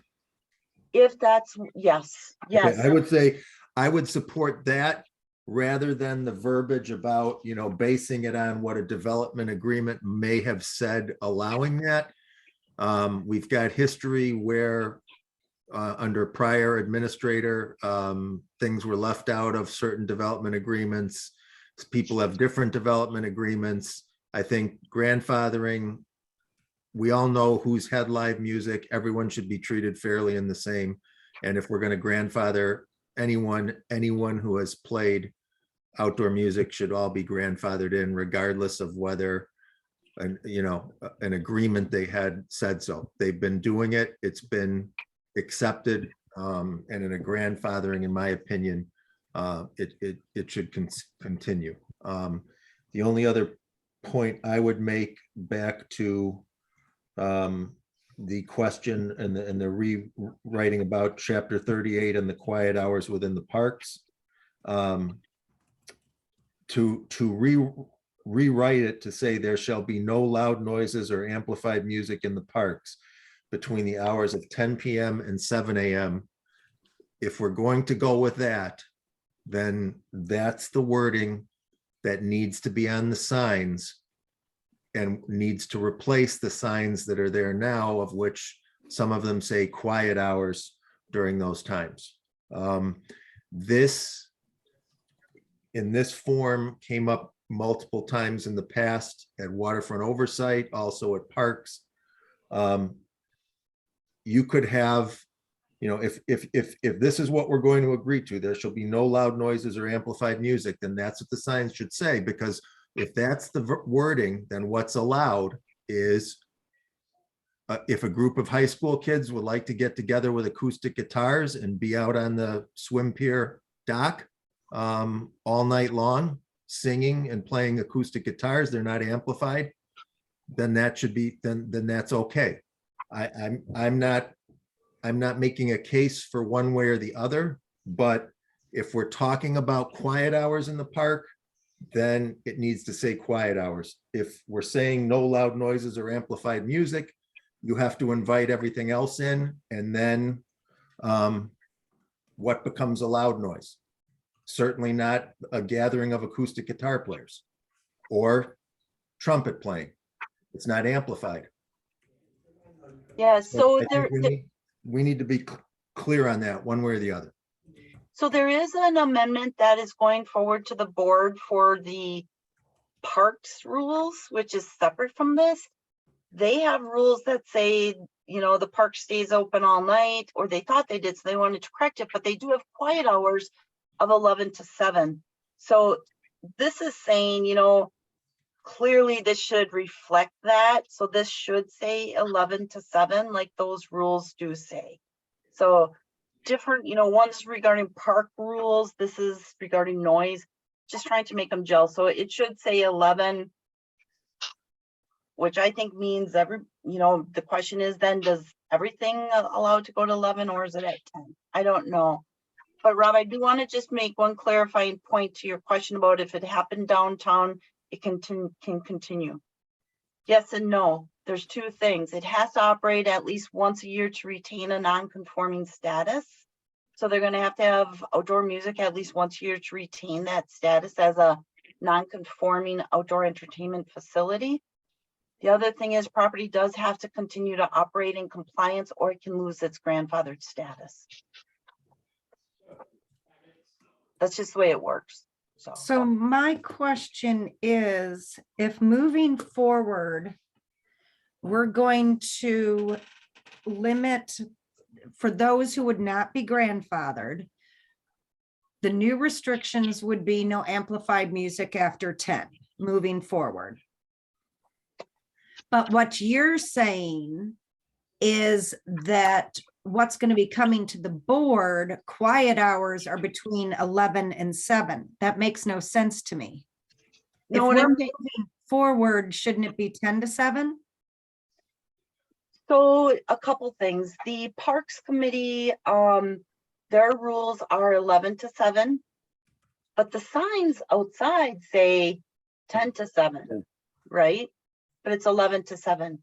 You get into this section of the code and it said 10 to 7.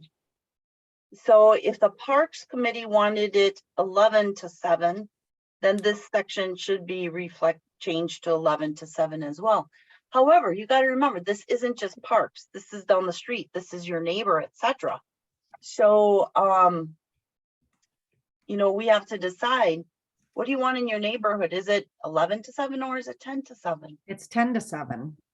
So even though I'm on parks, Rob and I both, and we may have had that conversation,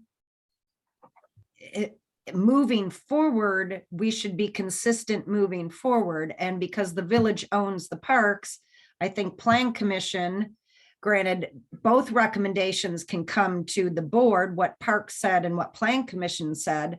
But I think it makes more sense to do 10 to 7 in the parks with the exclusion for the movies of SVA. Agreed. I agree. Okay, just a side note, I'll have to go back to the board with that one because the board agreed to do 11 to 7. But on this one though, let's focus on this part that says neighbors, new businesses, we want it 10 to 7, correct? Yes. Okay. Yes. All right, so then we'd leave it the way it was.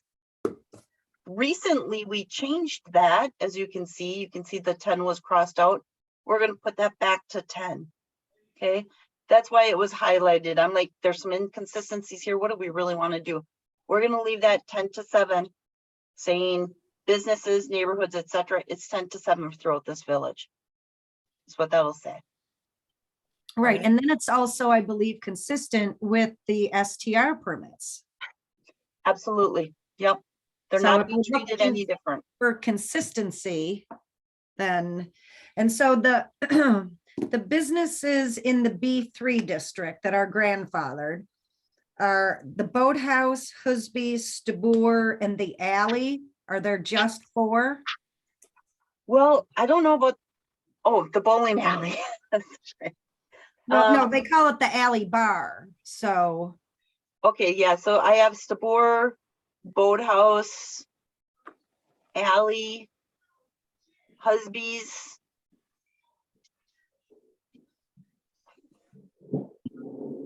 I don't know of anybody down there. Okay, The So other basically, properties, the other properties everybody we that- have. The other Everyone that's property, live music is being grandfathered. what, David? It sounds like everybody that's been playing live music is going to get grandfathered. Correct. everyone that is legally playing it, yes. Then So the I other, would- I'm going to quarrel with legal non-conforming. You've had complaints on all three of those businesses for the last 3 years. I don't think, and we have not had monitoring. So I would quarrel with legal non-conforming. No one knows. No one can prove it. okay, and I can address that. So legal non-conforming means, have they done something? What were their requirements before? Their requirements were 85 decibels, correct?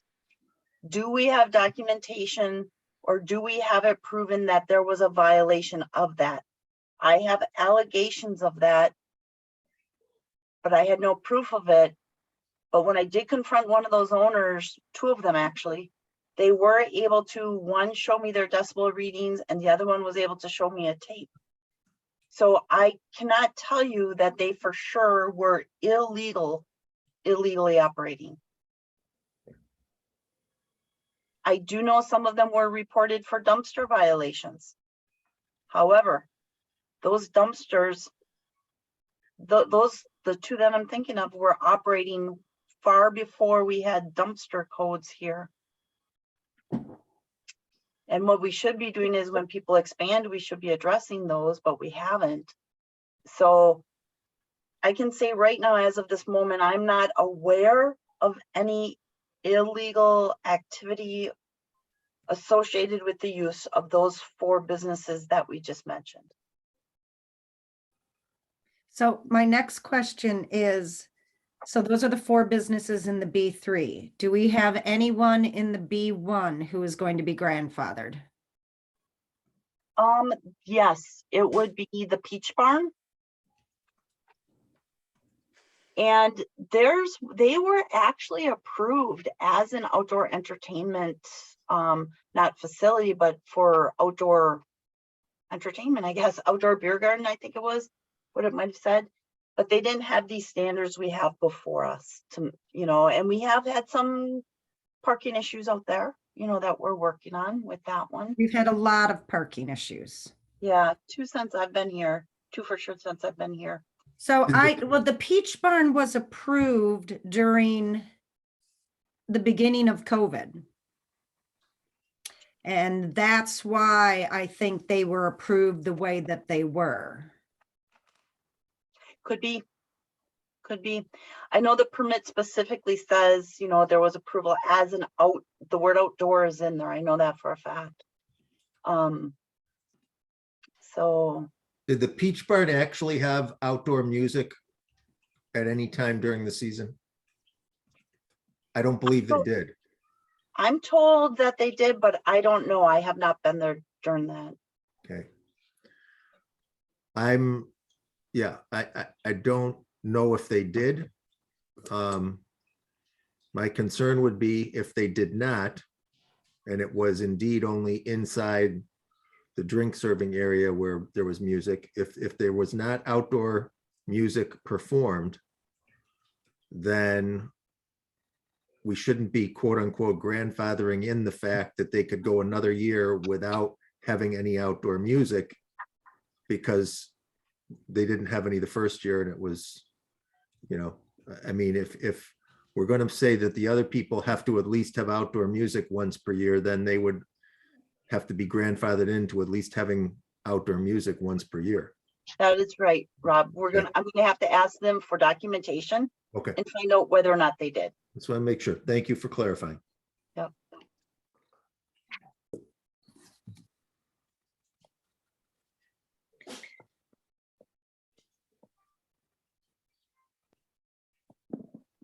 So So- pertaining to the outdoor entertainment facility, we are going to create that and we are going to create a permit for that. Is that correct?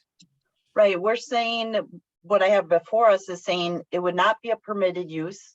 It's something that would require a conditional use permit, which means it's got to take a public hearing. So we're Okay, going to hear from people with concerns. We're going to let the neighbors know it's actually coming. okay. And it would be in, sorry, I can't read here. B1 and B3 and the P1 zoning district is where I thought it should go. I had B1 and B3. I did not include B2 because B2 is a transition area. And when you look at the intent of that area, it's not supposed to be a high commercial area. B1 and B3 still allow for, pretty intensive commercial uses. And then parking, of course, I left it in there because, in the park districts, it's pretty much all public uses, but at least if you had a park, let's say on Wiltsey property, we want to put a gazebo out there, at least we could get authorized to do so. Well, looking at the permitted uses in B2, restaurants are permitted. And I would be concerned if somebody chose to put in a restaurant and we're not addressing this new conditional use permit for B2, which is heavily residential. Granted, there's a lot of people VRBOing, but it's heavily residential, and I think we should add that criteria instead of it not being there. If we allow restaurants, there's a good chance that if somebody wants to put one there, depending upon where it is with the water view, why would they not? I think it's a safe bet that we include it. Otherwise, I think we're caught short, aren't we? Well, so all the B2 is where I'm located, right? Admin building pushed up against the bluff protection zone. So this is the area where it would be allowed. So I think you have to decide, and that's a good question for this committee that does that type of planning. Is this area, the Al Goki to Julie Schmoser location spot, is that where we want to see live entertainment, or are the lots too small? The code says these are small lots. Are there traffic congestion issues here? Are we concerned about the sound because of the bluff? I don't know. These are all good things to ask Well, that doesn't mean somebody couldn't buy multiple small lots. And also the transition district also goes behind Al Johnson's, Casperson's on South Spring, that whole residential section. So there's one lot back there, just for clarification. There's just one lot back there. That's B2. only one lot? Yeah, one little spot. Oh yeah, I see that now. That's odd. But if again, B2, if you want to have it there, my recommendation would be, again, conditional use permits, so neighbors and the public have an opportunity to comment on these.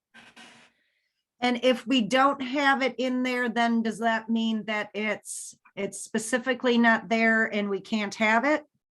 Right? All right, so Uses then that's a determination then consciously then that the plan commission needs to make right now. If we don't include it consciously, it's because we don't want it there. And the code upholds that by it not being there. Right. Okay, well then I would say we don't add it then if that's the criteria. Yeah, and I just want to add this or read this section to kind of justify, I think, some of those concerns. It says, while the dominant uses in the B2 district are residential, the area is in the process of changing to a mixture of business and residential. So it does point out that it is residential in nature, I guess. So Yeah. And that could change in the future if there's enough commercial development and less residential at some point in time, and we'll let some other plan commission deal with that decades from now. Yeah. Okay. So on your proposal of the outdoor entertainment facility, somebody has to convince me that the outdoor space needs to be fenced or screened. I I'll mean, take when a crack you at go that. up to a bar, a bartender is supposed to be carding you. I'll take a crack at it. You need to define what your space is so you know how you can determine your parking area, right? If I go to Stabur, it's fenced. If I go to Husby's, there's a railing around that outdoor entertainment area. At the alley, there's a rail. I think even at the Peach Barn, they have it's a distinct area. And at the boathouse, I'm not sure where they do it at the boathouse. I would think though on the deck where it's a gated area. On the upper deck. Well, would that be more appropriate wording than fenced? How about just delineated by? Just delineated. Yeah. Yep, we can do that. Okay, because I think that there might be, if you give somebody options, fence is a fence. So if they want to do something that we might like better, I want to be able to give them the opportunity to do something more attractive. Yeah, I think we just have to remember that we can never say it's just delineated, right? We don't want it just drawn on a map. We want to know where is that physical barrier, and maybe it says physical barrier, because Sure. otherwise we're going to get twice as many people than we have parking for. If you can say this is the area you've got, this is the only place they can go, that's what they live with. So a physical delineation or physical barrier, do you want to use that? Above ground delineation, What, Rob? above ground delineation such as railing or, give examples. Fence, shrubs. Mhm. Yeah, if we give a few. Yeah, give examples, above ground delineation. That way somebody can't just, with chalk say, here's the line. All right. Okay.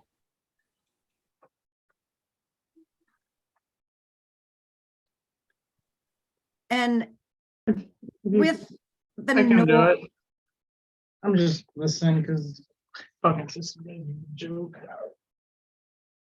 Yeah, we can hear you, Tim.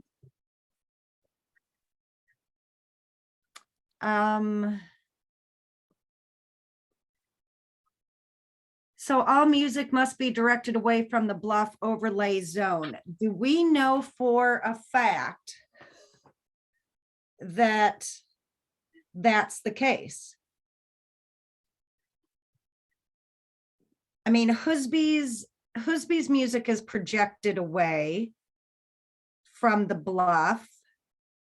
Stabur is a long way from the bluff, and yet, okay, but they're still maybe facing it.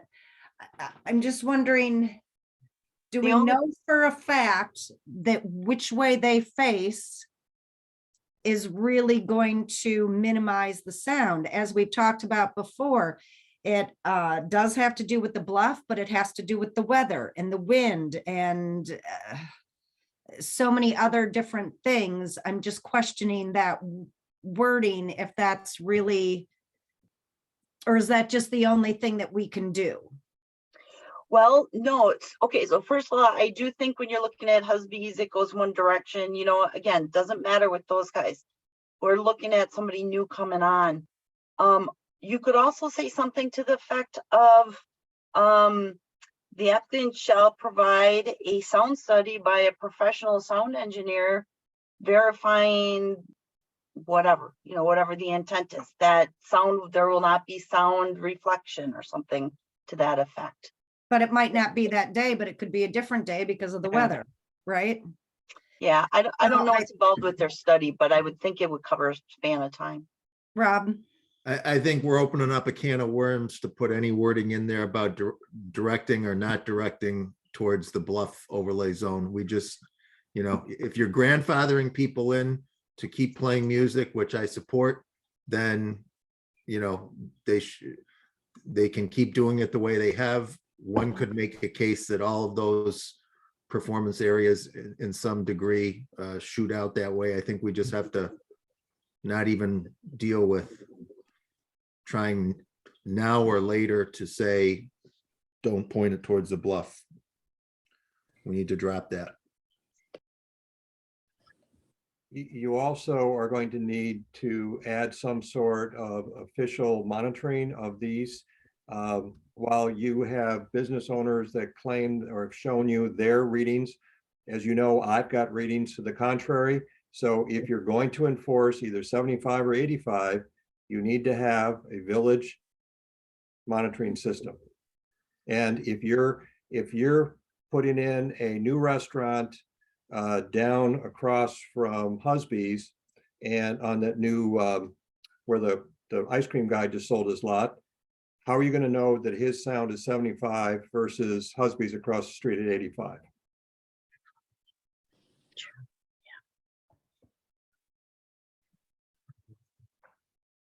Well, I think that's been one of the conversations all along is, you know, the lack of enforcement on this. And part of the problem was concise regulations. I know I have had some conversations with some people where, you know, perhaps we need law enforcement in the village. Law enforcement doesn't enforce zoning regulations, however, they only enforce the remainder of the municipal code. And that's why it's important to get some of these rules in the other sections of the code as well. So we have the ability to actually enforce what we're putting together here. So you're right. Can I go out there today and take a sound test? No. But can we get there? Yes. So do we need to go back to public hearing, or are we recommending that this go to the board? No, we've got to go back to public hearing. This is pretty substantial. Okay. These are substantial changes. You know, I told myself that whatever came out of the meeting tonight, I was going to sit here and write these so we can get them scheduled for whatever, assuming we're going to meet early next month. I want to make sure we can get these in the paper and get them scheduled right away. So it's go to public hearing. I don't know what's going to be pressing, but normally we don't have a December meeting. Oh. Well, let's wait till we talk later on the agenda. Okay. My question, Julie, then on page 65 of the packet that deals with amending chapter 38. And as you're saying that it should be revised to say there shall be no loud noises or amplified music in the parks between 10 and 7. Based on what determination did you not want that to read? There's quiet time in the parks between the hours of 10 and 7. I agree with Rob. If we've got signs that say quiet hours, if everybody, when we've talked it through with parks, says, let's just, no, we don't want it closed, just have quiet hours, then why doesn't this just say quiet hours? And then that is a lot easier to enforce than what noise is loud and how much noise is not amplified. Okay, so currently your code does make distinctions. Currently your code is saying, hey, we're listening to your radio. Hey, we're listening to your musical instrument. It's already saying that you do all that. It's already saying that you're watching all of that. I haven't changed anything. All I'm saying is add the word amplified because that's really your concern. You know, the concerns I hear aren't about people yelling, screaming. It tends to be music, tends to be bar music. Let's face it, that's the problem. And so this is saying in your municipal code right now, let's say you had a police officer and he's enforcing your municipal code, can't enforce zoning, but he's enforcing everything else. He can go out there and he can bust you for your radio. He can bust you for your musical instrument. But let's say you're amplifying, he's not gonna touch it because your code doesn't say you can't sit there and put it through, pipe it through a big speaker and blast it out there. Your nuisance code, as you know, it doesn't even say noise is a nuisance. We're changing that. But it also doesn't say blasting it through a speaker is a problem. So we want to fix that and add that word amplified in there. As far as your quiet hours, like I said, the 11 to 7 is what went to the board. I specifically remember one of the parks members saying, no, it's supposed to be 11 to 7. The sign's wrong. You got to change it to 11 to 7. So that actually is scheduled to go to the board. So The next meeting. we can just leave it quiet hours between 10 and 7 on the signs then, or change the signs to say quiet hours are 10 PM to 7 AM. But it's the municipal code that we're adding amplified music to. The municipal code says amplified. The only thing we have to change in the park is the sign that says 10 to 7, it should say 11 to 7. No, I thought we decided it's going to say 10 to 7. It's got to go back to the board. I wish I could pull up the other code because I believe right now Parks says, just give me a second here. But we just decided to change it tonight. Yes, but there's still park regulations that the Parks Committee moved forward to the board. Right. And that's Which when I- I said that both have to go. This is what Parks said. This is what Plan Commission wants. The board needs to decide because they're different. Yes, yeah, the board's gonna have to decide, is it 11 to 7 or is it 10 to 7? God, I hate dealing with noise. Yeah, yeah. So if we feel pretty good about this, do you want me to send it forward for public hearing so we can keep moving along with this? Just so you know, the first ones, the amending chapter 1, amending chapter 30, and amending chapter 38, those all can go directly to the board, and the board will hold their hearing on that. The one we have to do would be amending chapter 66. Okay. All right. So moved. Second. Motion by Berto, second by Bell. Any further discussion? All those in favor respond with an aye. Aye. Opposed? Okay, Motion carried. 1 nay. Agenda item number 6H, proposed text amendment, mobile food court. So everything that went to the board, you know, looked pretty good, except for it was kicked back, as you know, for comment about the formula businesses. So I was directed to figure out how to amend this draft to ensure we did not have formula business food trucks. The way I looked at it, it was pretty easy. When we're looking at the standards for the mobile food courts, it was as simple as adding a line that said, no mobile food vendor operating as a formula business shall be allowed in a mobile food vendor court. What's a formula business? It's defined in our code. It's basically a chain restaurant, but It's in the overlay district. Restaurant overlay district, which is on page 67 of the code. Formula restaurant means an eating place, whether a principal use or accessory use that is one of a chain or group of 3 or more establishments and which satisfies at least 2 of the following 3 descriptions. It is the same or similar name, brand, trade name, or trademark as others in the chain or group.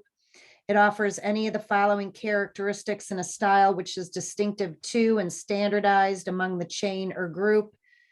A, exterior design or architecture, uniforms, except that a personal identification or a simple logo will not render the clothing a uniform. C, standardized menus, ingredients, food preparation, or food presentation format, which causes it to be substantially identical to another restaurant regardless of ownership or location. 3, it is a fast food restaurant. And then fast food restaurant is defined. So then Wild Tomato could not be in the food court because that would be their third. That would be the third in the group. If they decided they wanted to buy a food truck and join the court, they couldn't do it. They'd already have to have 3. The way I read it means an eating place, whether a principal use or accessory use, that is one of a chain or group of 3. I would not consider that to be the third. Unless they change the name of JJ's.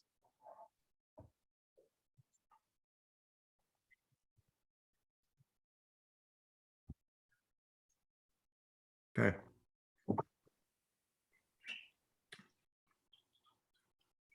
So I recommend then that we send this back to the village board as presented. Yeah, so because the only opposition on this really came from one of our own members, I do not think the change is substantial enough to warrant putting it back to public hearing in the, before the plan commission. I think it should just go as an ordinance before the board. If anybody wants to comment at that time, they can. Along with this one, of course, we would have the mobile food vendor license requirements. And then that fee of $500 that, was also mentioned at one of our meetings. So it would be this and 2 other items that would move forward to the board.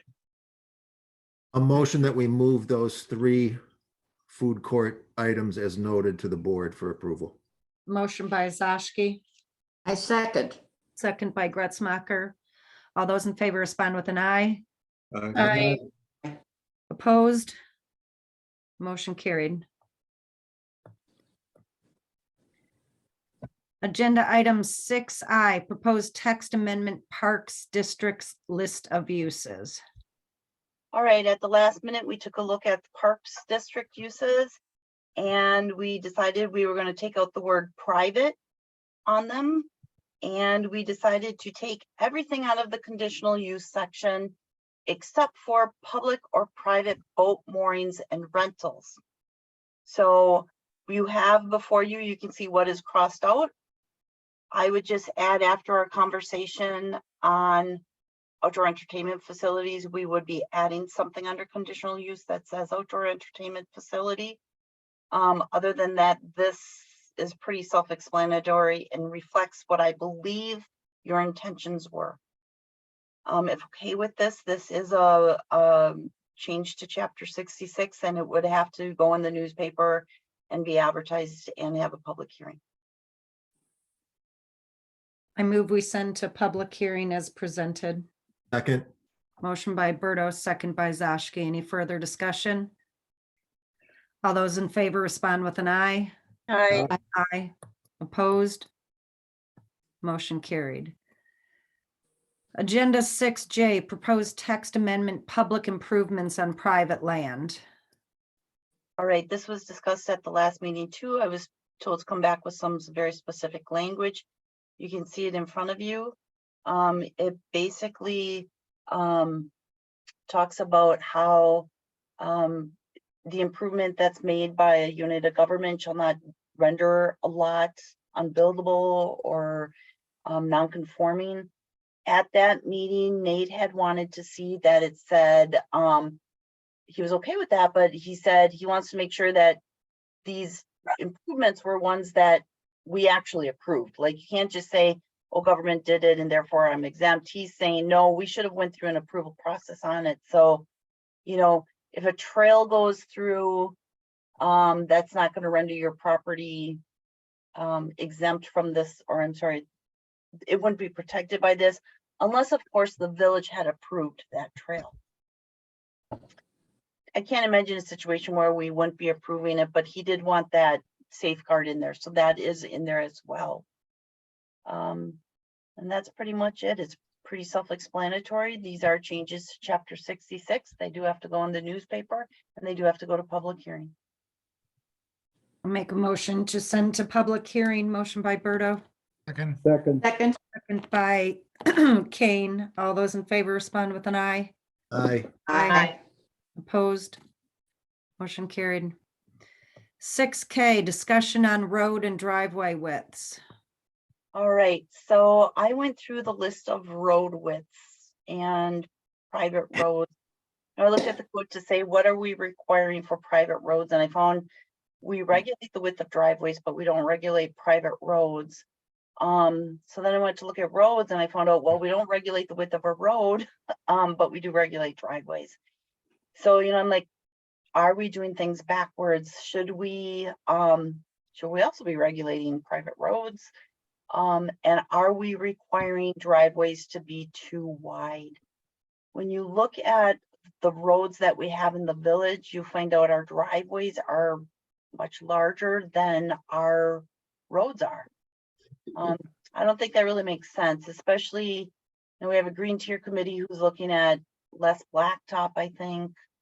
I just think we need to rethink it. I think back in the day, it made sense to have wide driveways.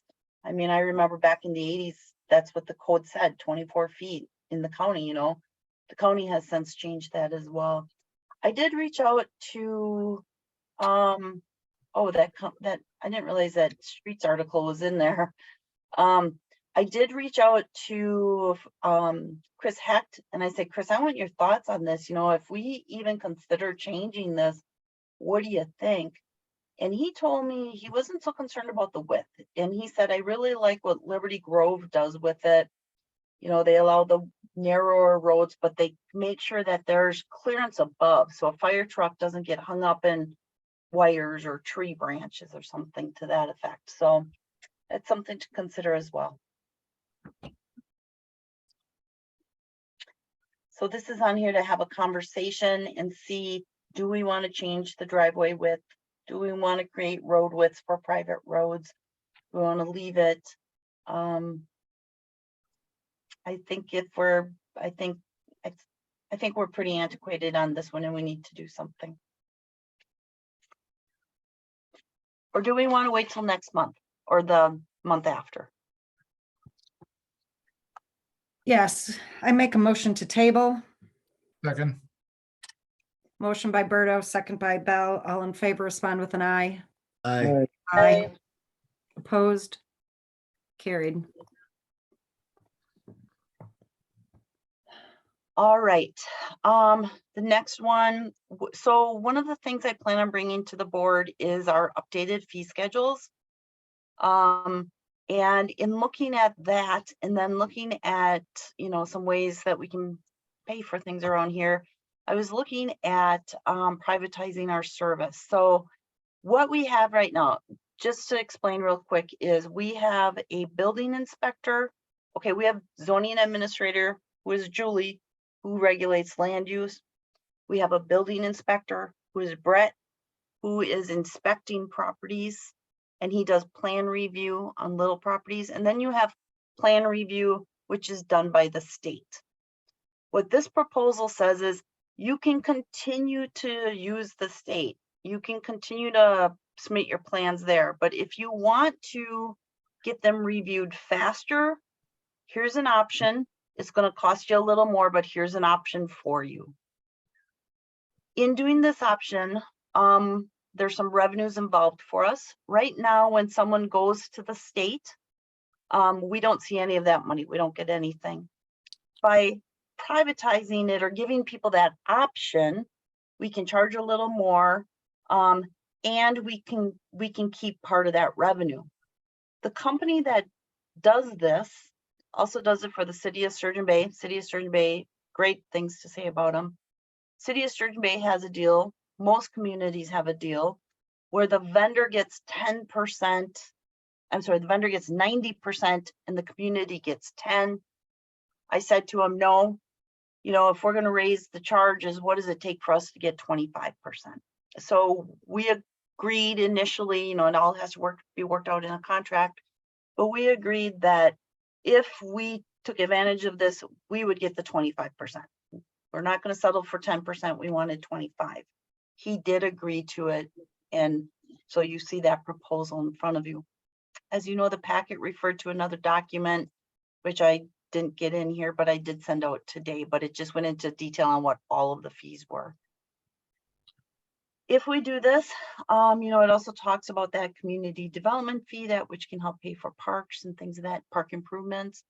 If we do this, I would want to add these fees into the fee schedule that goes to the board. And I would bring forward a contract as well to the board to formalize this process. So I want your thoughts. Is it really Plan Commission's purview? Because we're dealing with Money. money? Yes and no, and I'll tell you what, not so much the money part of it, but deciding who's going to do the plan reviews for our projects, I think is. So if you take that Okay. whole money equation out and you say, are we going to allow an option for people? I think we need to talk about that. Okay. No. Okay. I have no problem with it. I don't either. I'm okay. Yeah, I see privatization of government services as a slippery slope that can go too far. I don't think this is too far, but I think it's very possible for it to start going too far. There's a reason that government is government and business is business, and to not treat government like business is very important. All that said, I'm fine with this. I think it's important to say that before I say I'm fine with this. Just to add to Nate, you know, just a little comfort here is the state recognized they can't keep up. And so they did agree and finally said, yeah, let's let people start providing this service because they know they can't keep up. So. Well, but that's the whole problem. They don't hire enough people to do the job in every aspect of the state with their inspectors. I agree. When you have restaurants who haven't been touched in years, that's unacceptable to me, along with a variety of other. I think that whole part of government has been broken.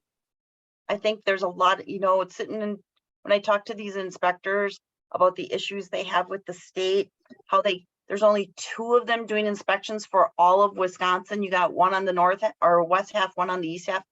That's not right. That's No. not right. So, but anyway, all right. So I'm gonna move that forward to the board. We need a motion for that, right?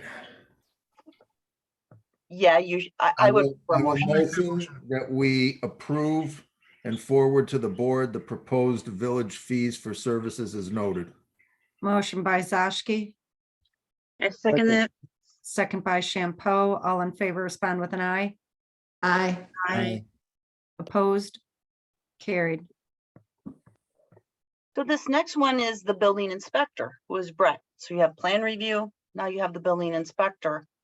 He has some minor changes, which I'll be bringing forward to the board. This is in front of you to let you know that I have asked him if he would collect for us a community development fee. So, you know, this isn't a village fee. This is something he actually would collect. It's not an impact fee, but it's one that says, hey, you know, when we're looking at planning for the future, whenever there's a new unit, let's tuck a little money aside to make sure that we can provide services for these new units. So Brett has agreed to that. If this is an idea the Plan Commission supports, you know, I'd want to know either way. If not, I would be moving this forward to the board as the way it's presented in here. So my question is on the fee schedule where it says community development fee, $300 occupancy unit. Does that mean if a hotel goes up and they have 40 units, that it is a $12,000 fee? It's $300 times 40 units? I'm sorry, you threw me off here a second. Denise, how many units? 40. 40 units would be $12,000. Okay, that's what I just needed clarification on unit, not if unit really meant what I thought it meant. Okay, Yeah, and same thing, like if you have a house and you're adding a duplex, you're going from a 1-family to a 2-family, you know, we charge that. New Okay. home, you're gonna charge it, but, yeah, so anytime there's one of these new hotels going up or new condos, it would be 300 a unit. okay.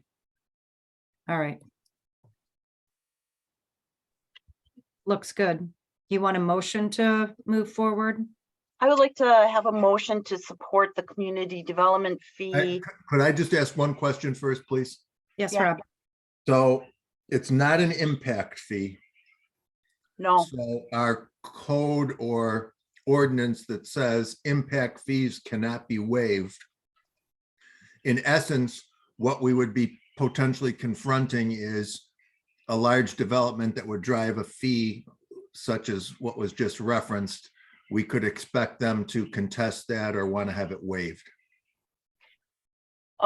they could ask, yeah, we wouldn't move on it. Or could we change things so that what now says we don't waive impact fees, we would also not waive this fee?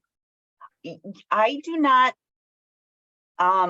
you know, I don't believe Brett has anywhere that the fee can be waived. Brett doesn't allow the fees to be waived. Okay. This is Brett's fee schedule. Okay, just questioning. Yeah, he So- doesn't allow the fees to be waived. So would this have applied to the new DCMC building or not? DCMC, well, they didn't have any units in there, so no, we wouldn't have, Okay, required so it this for the is hospital just bed. if it's for residential / housing. Yeah, so like Al Goki, Richard Hoffman, those are projects where it would apply. Okay. So it's more people coming into the village that's going to require more parks, more open space as we continue to grow. Okay, Yeah, and try and meet that quality of life. I mean, that's, the parks are a big draw to these people, you know, they see waterfront park. We need to be able to maintain that to continue to attract more people. That's why I don't, you know, I don't use the word impact fee because it's not an impact, it's to make sure we've got what we need for them. okay.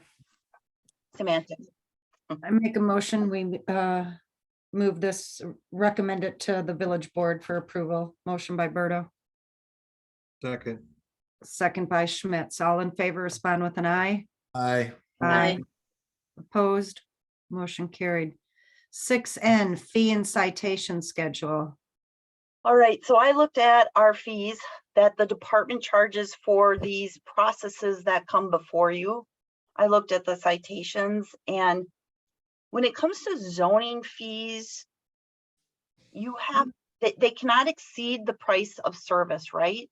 So I can't charge you $5,000 for a sign permit because it doesn't take me $5,000 worth of the work. But the fees are supposed to cover your time. And what I've looked at, when I looked at these fees, I thought the fees were grossly, they're not covering the time of the project. I mean, when you just look at a preliminary subdivision plat, when you have somebody come back in with a subdivision plat and they're asking you to review every lot for conformance, you know, does it meet size?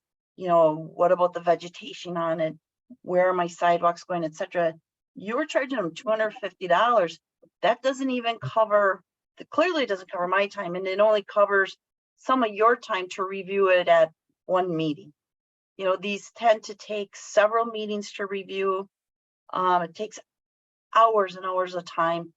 I went up and down the whole thing, and I made them as fair as I possibly could without being too excessive, right? Because we don't want to deter development either. But so I made some revisions there. Also looked at the citations. What happens is when you issue a citation, people think they're getting a big citation, but the courts are really taking the majority of the money.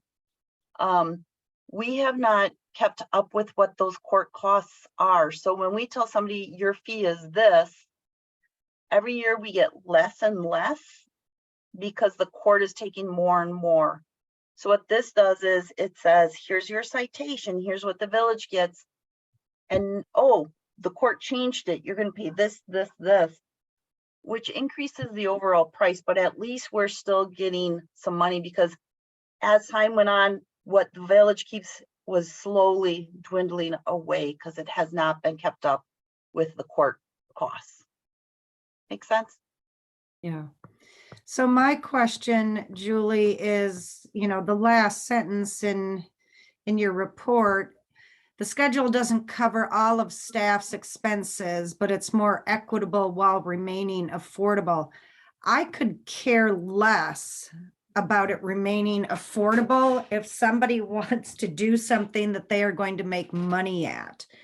So I'm just, how short, I realize that some of these are doubling.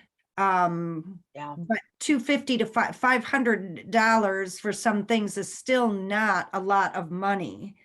I'm just wondering how short are we falling?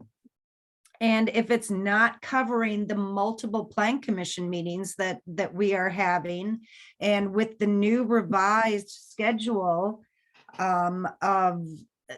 and maybe some plan commission members don't even know this, but after the election in April, when some people will be being reappointed and elected, the plan commission, the new appointed plan commission members or reappointed whose terms are up, will go from, I think, the $75 that you're currently getting up to $100.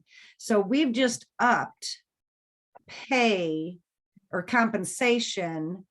So I guess I want to know how close do you think you are when a lot of these things we are dealing with month after month after month? Well, and that's why, I try to push some of them along to make some decisions. Yeah, I mean, every time you publish something in the paper, easily $100. You might have a small one you can get by, but they're a little bit of money. Every meeting you have, you've got, all the plan commission members at $100, and then you go to a board meeting and there's board salaries there. And let's not forget my time to review these. I spend a lot of time making sure I've covered everything in the code. It's not an easy code.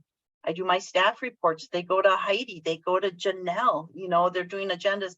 I mean, our processes are cumbersome and very expensive.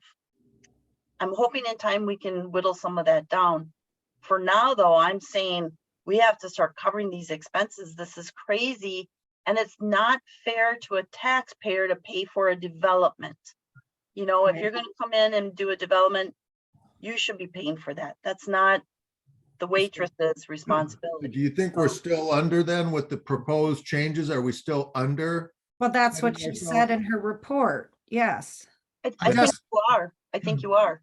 Then I would motion that we table this until we're presented with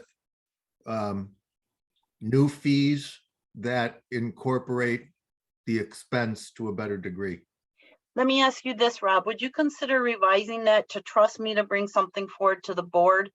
I would like the board to act on this in December, so on January 1st, we can move forward with a clean slate and new fees.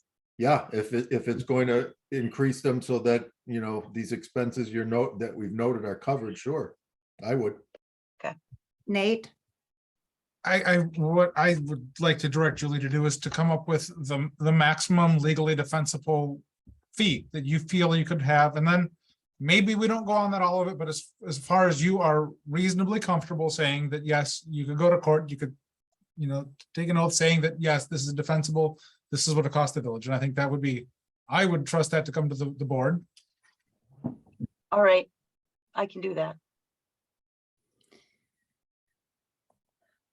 Because in one of them that obviously special plan commission or board meetings, 750 minimum. fee based on actual costs, well, that should just go up to 1,000 minimum fee based on actual costs. I did have a couple of questions though, but I guess maybe because it's getting late, I'll just ask them at the board level. How's that? That sounds really good. Okay. All right, agenda item 7, executive session. Consider a motion to convene into executive session pursuant to Wisconsin statute 19.85 sub 1 sub G to confer with legal counsel concerning strategy to be adopted by the body with respect to litigation in which it is or is likely to become involved. A, strategy to be adopted for annexing land. Motion by Berto, Second, second by Bell. Roll call. Kane, Gretzmacher, Zashki, Schmitz, Bell, yes. Berto, yes. Shampoo. Oh, okay. At 8:16, we have entered closed session. Okay, we'll have to wait till we get the other. Okay,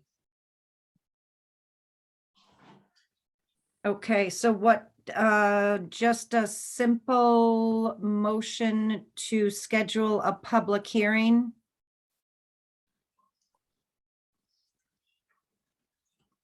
Pertaining to closed session, is that correct, Julie? Yes, we need a motion to schedule a public hearing. Okay, motion by Berto, second, second by Kane. All those in favor respond with an aye. aye. Opposed? Motion carried. Okay, so then would December 14th work for that public hearing? 13th. I have a question. Didn't you say that the meeting had to be a 1 week after the last publication in the Pulse? Yes, and Janelle said the last one would be the 7th, right, Janelle?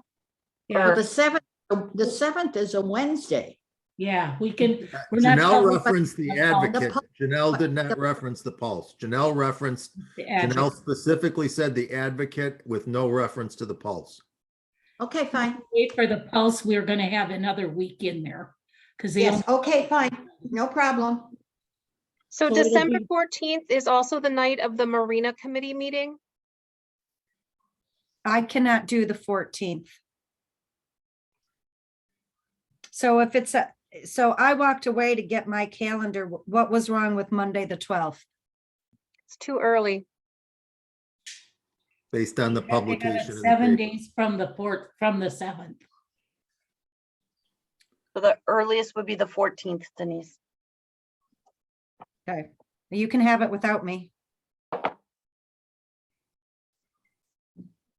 All right, 14th works. works for me. You took. What time are you going to schedule that? Because the Marina Committee meeting might be a long one. all right, so they said the 14th. You said, what day does Marina meet, Heidi? The 14th at 4 o'clock. Okay, Can I ask a question? Since no one from Plan Commission is on the Marina Committee, why does that have any, why does a Marina Committee meeting have any impact on this? Staff. It's a public input session on the motion that was made at the last committee meeting about commercial vendors. Okay, but couldn't we have Janelle at one of the meetings and Heidi at the other? But we only have one Zoom link. Well, the Marina Committee meeting is in person. Oh, okay. So if I we just have, didn't know if you wanted to split your public, if you had public interested in both issues. That's all. That's a good point. okay, the 15th. What does the 15th look like? That's open. I couldn't be here on the 15th. But I can't be here on the 15th either. But that's after the board, right? the board is on the 20th. Oh, shoot, I wrote it down on the wrong week. Yeah, I had it the wrong week too.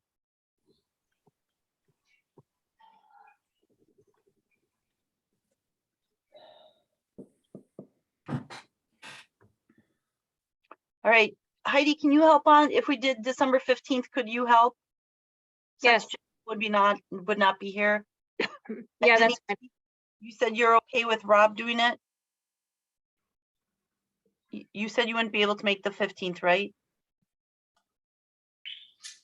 Denise said that. That's what I thought. Yeah, right. So then Rob would take over as vice chair and run the public hearing. Yeah, I I'm can't available on the 15th. rather. Okay, And And at that- what time do you want it? pardon me? What time do you want it at? I think we should stay at 5:30 myself. Yep.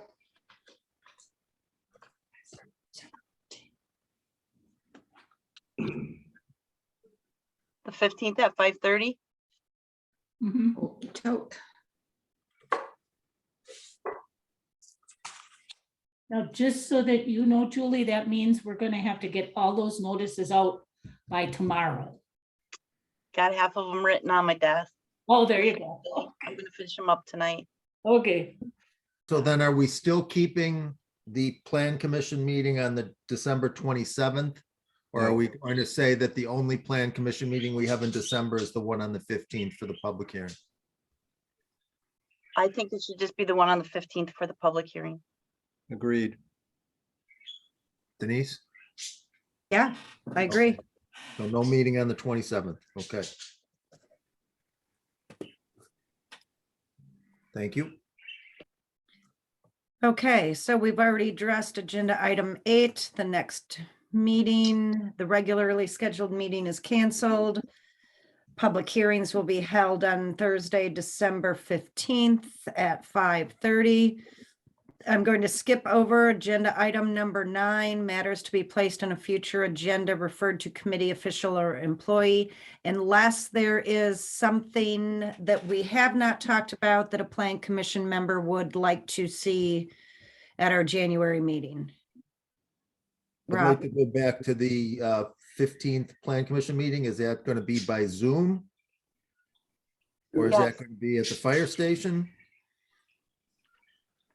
I believe, I think it should be by Zoom. We've been doing our public hearings by Zoom. I think Okay. that's what people are used to. Okay, that's fine. Just wanted to clarify that. We didn't say. Thank you. Yep. Good point. I think before we get to 10, we should come out of closed, because we still haven't done that. didn't, we, We never did a roll call vote. and okay, yeah. I'll make a motion, we come out of closed session. I second. Motion by Bell, second by Gretzmacher. Berto, yes. Well, yes. Campo, yes.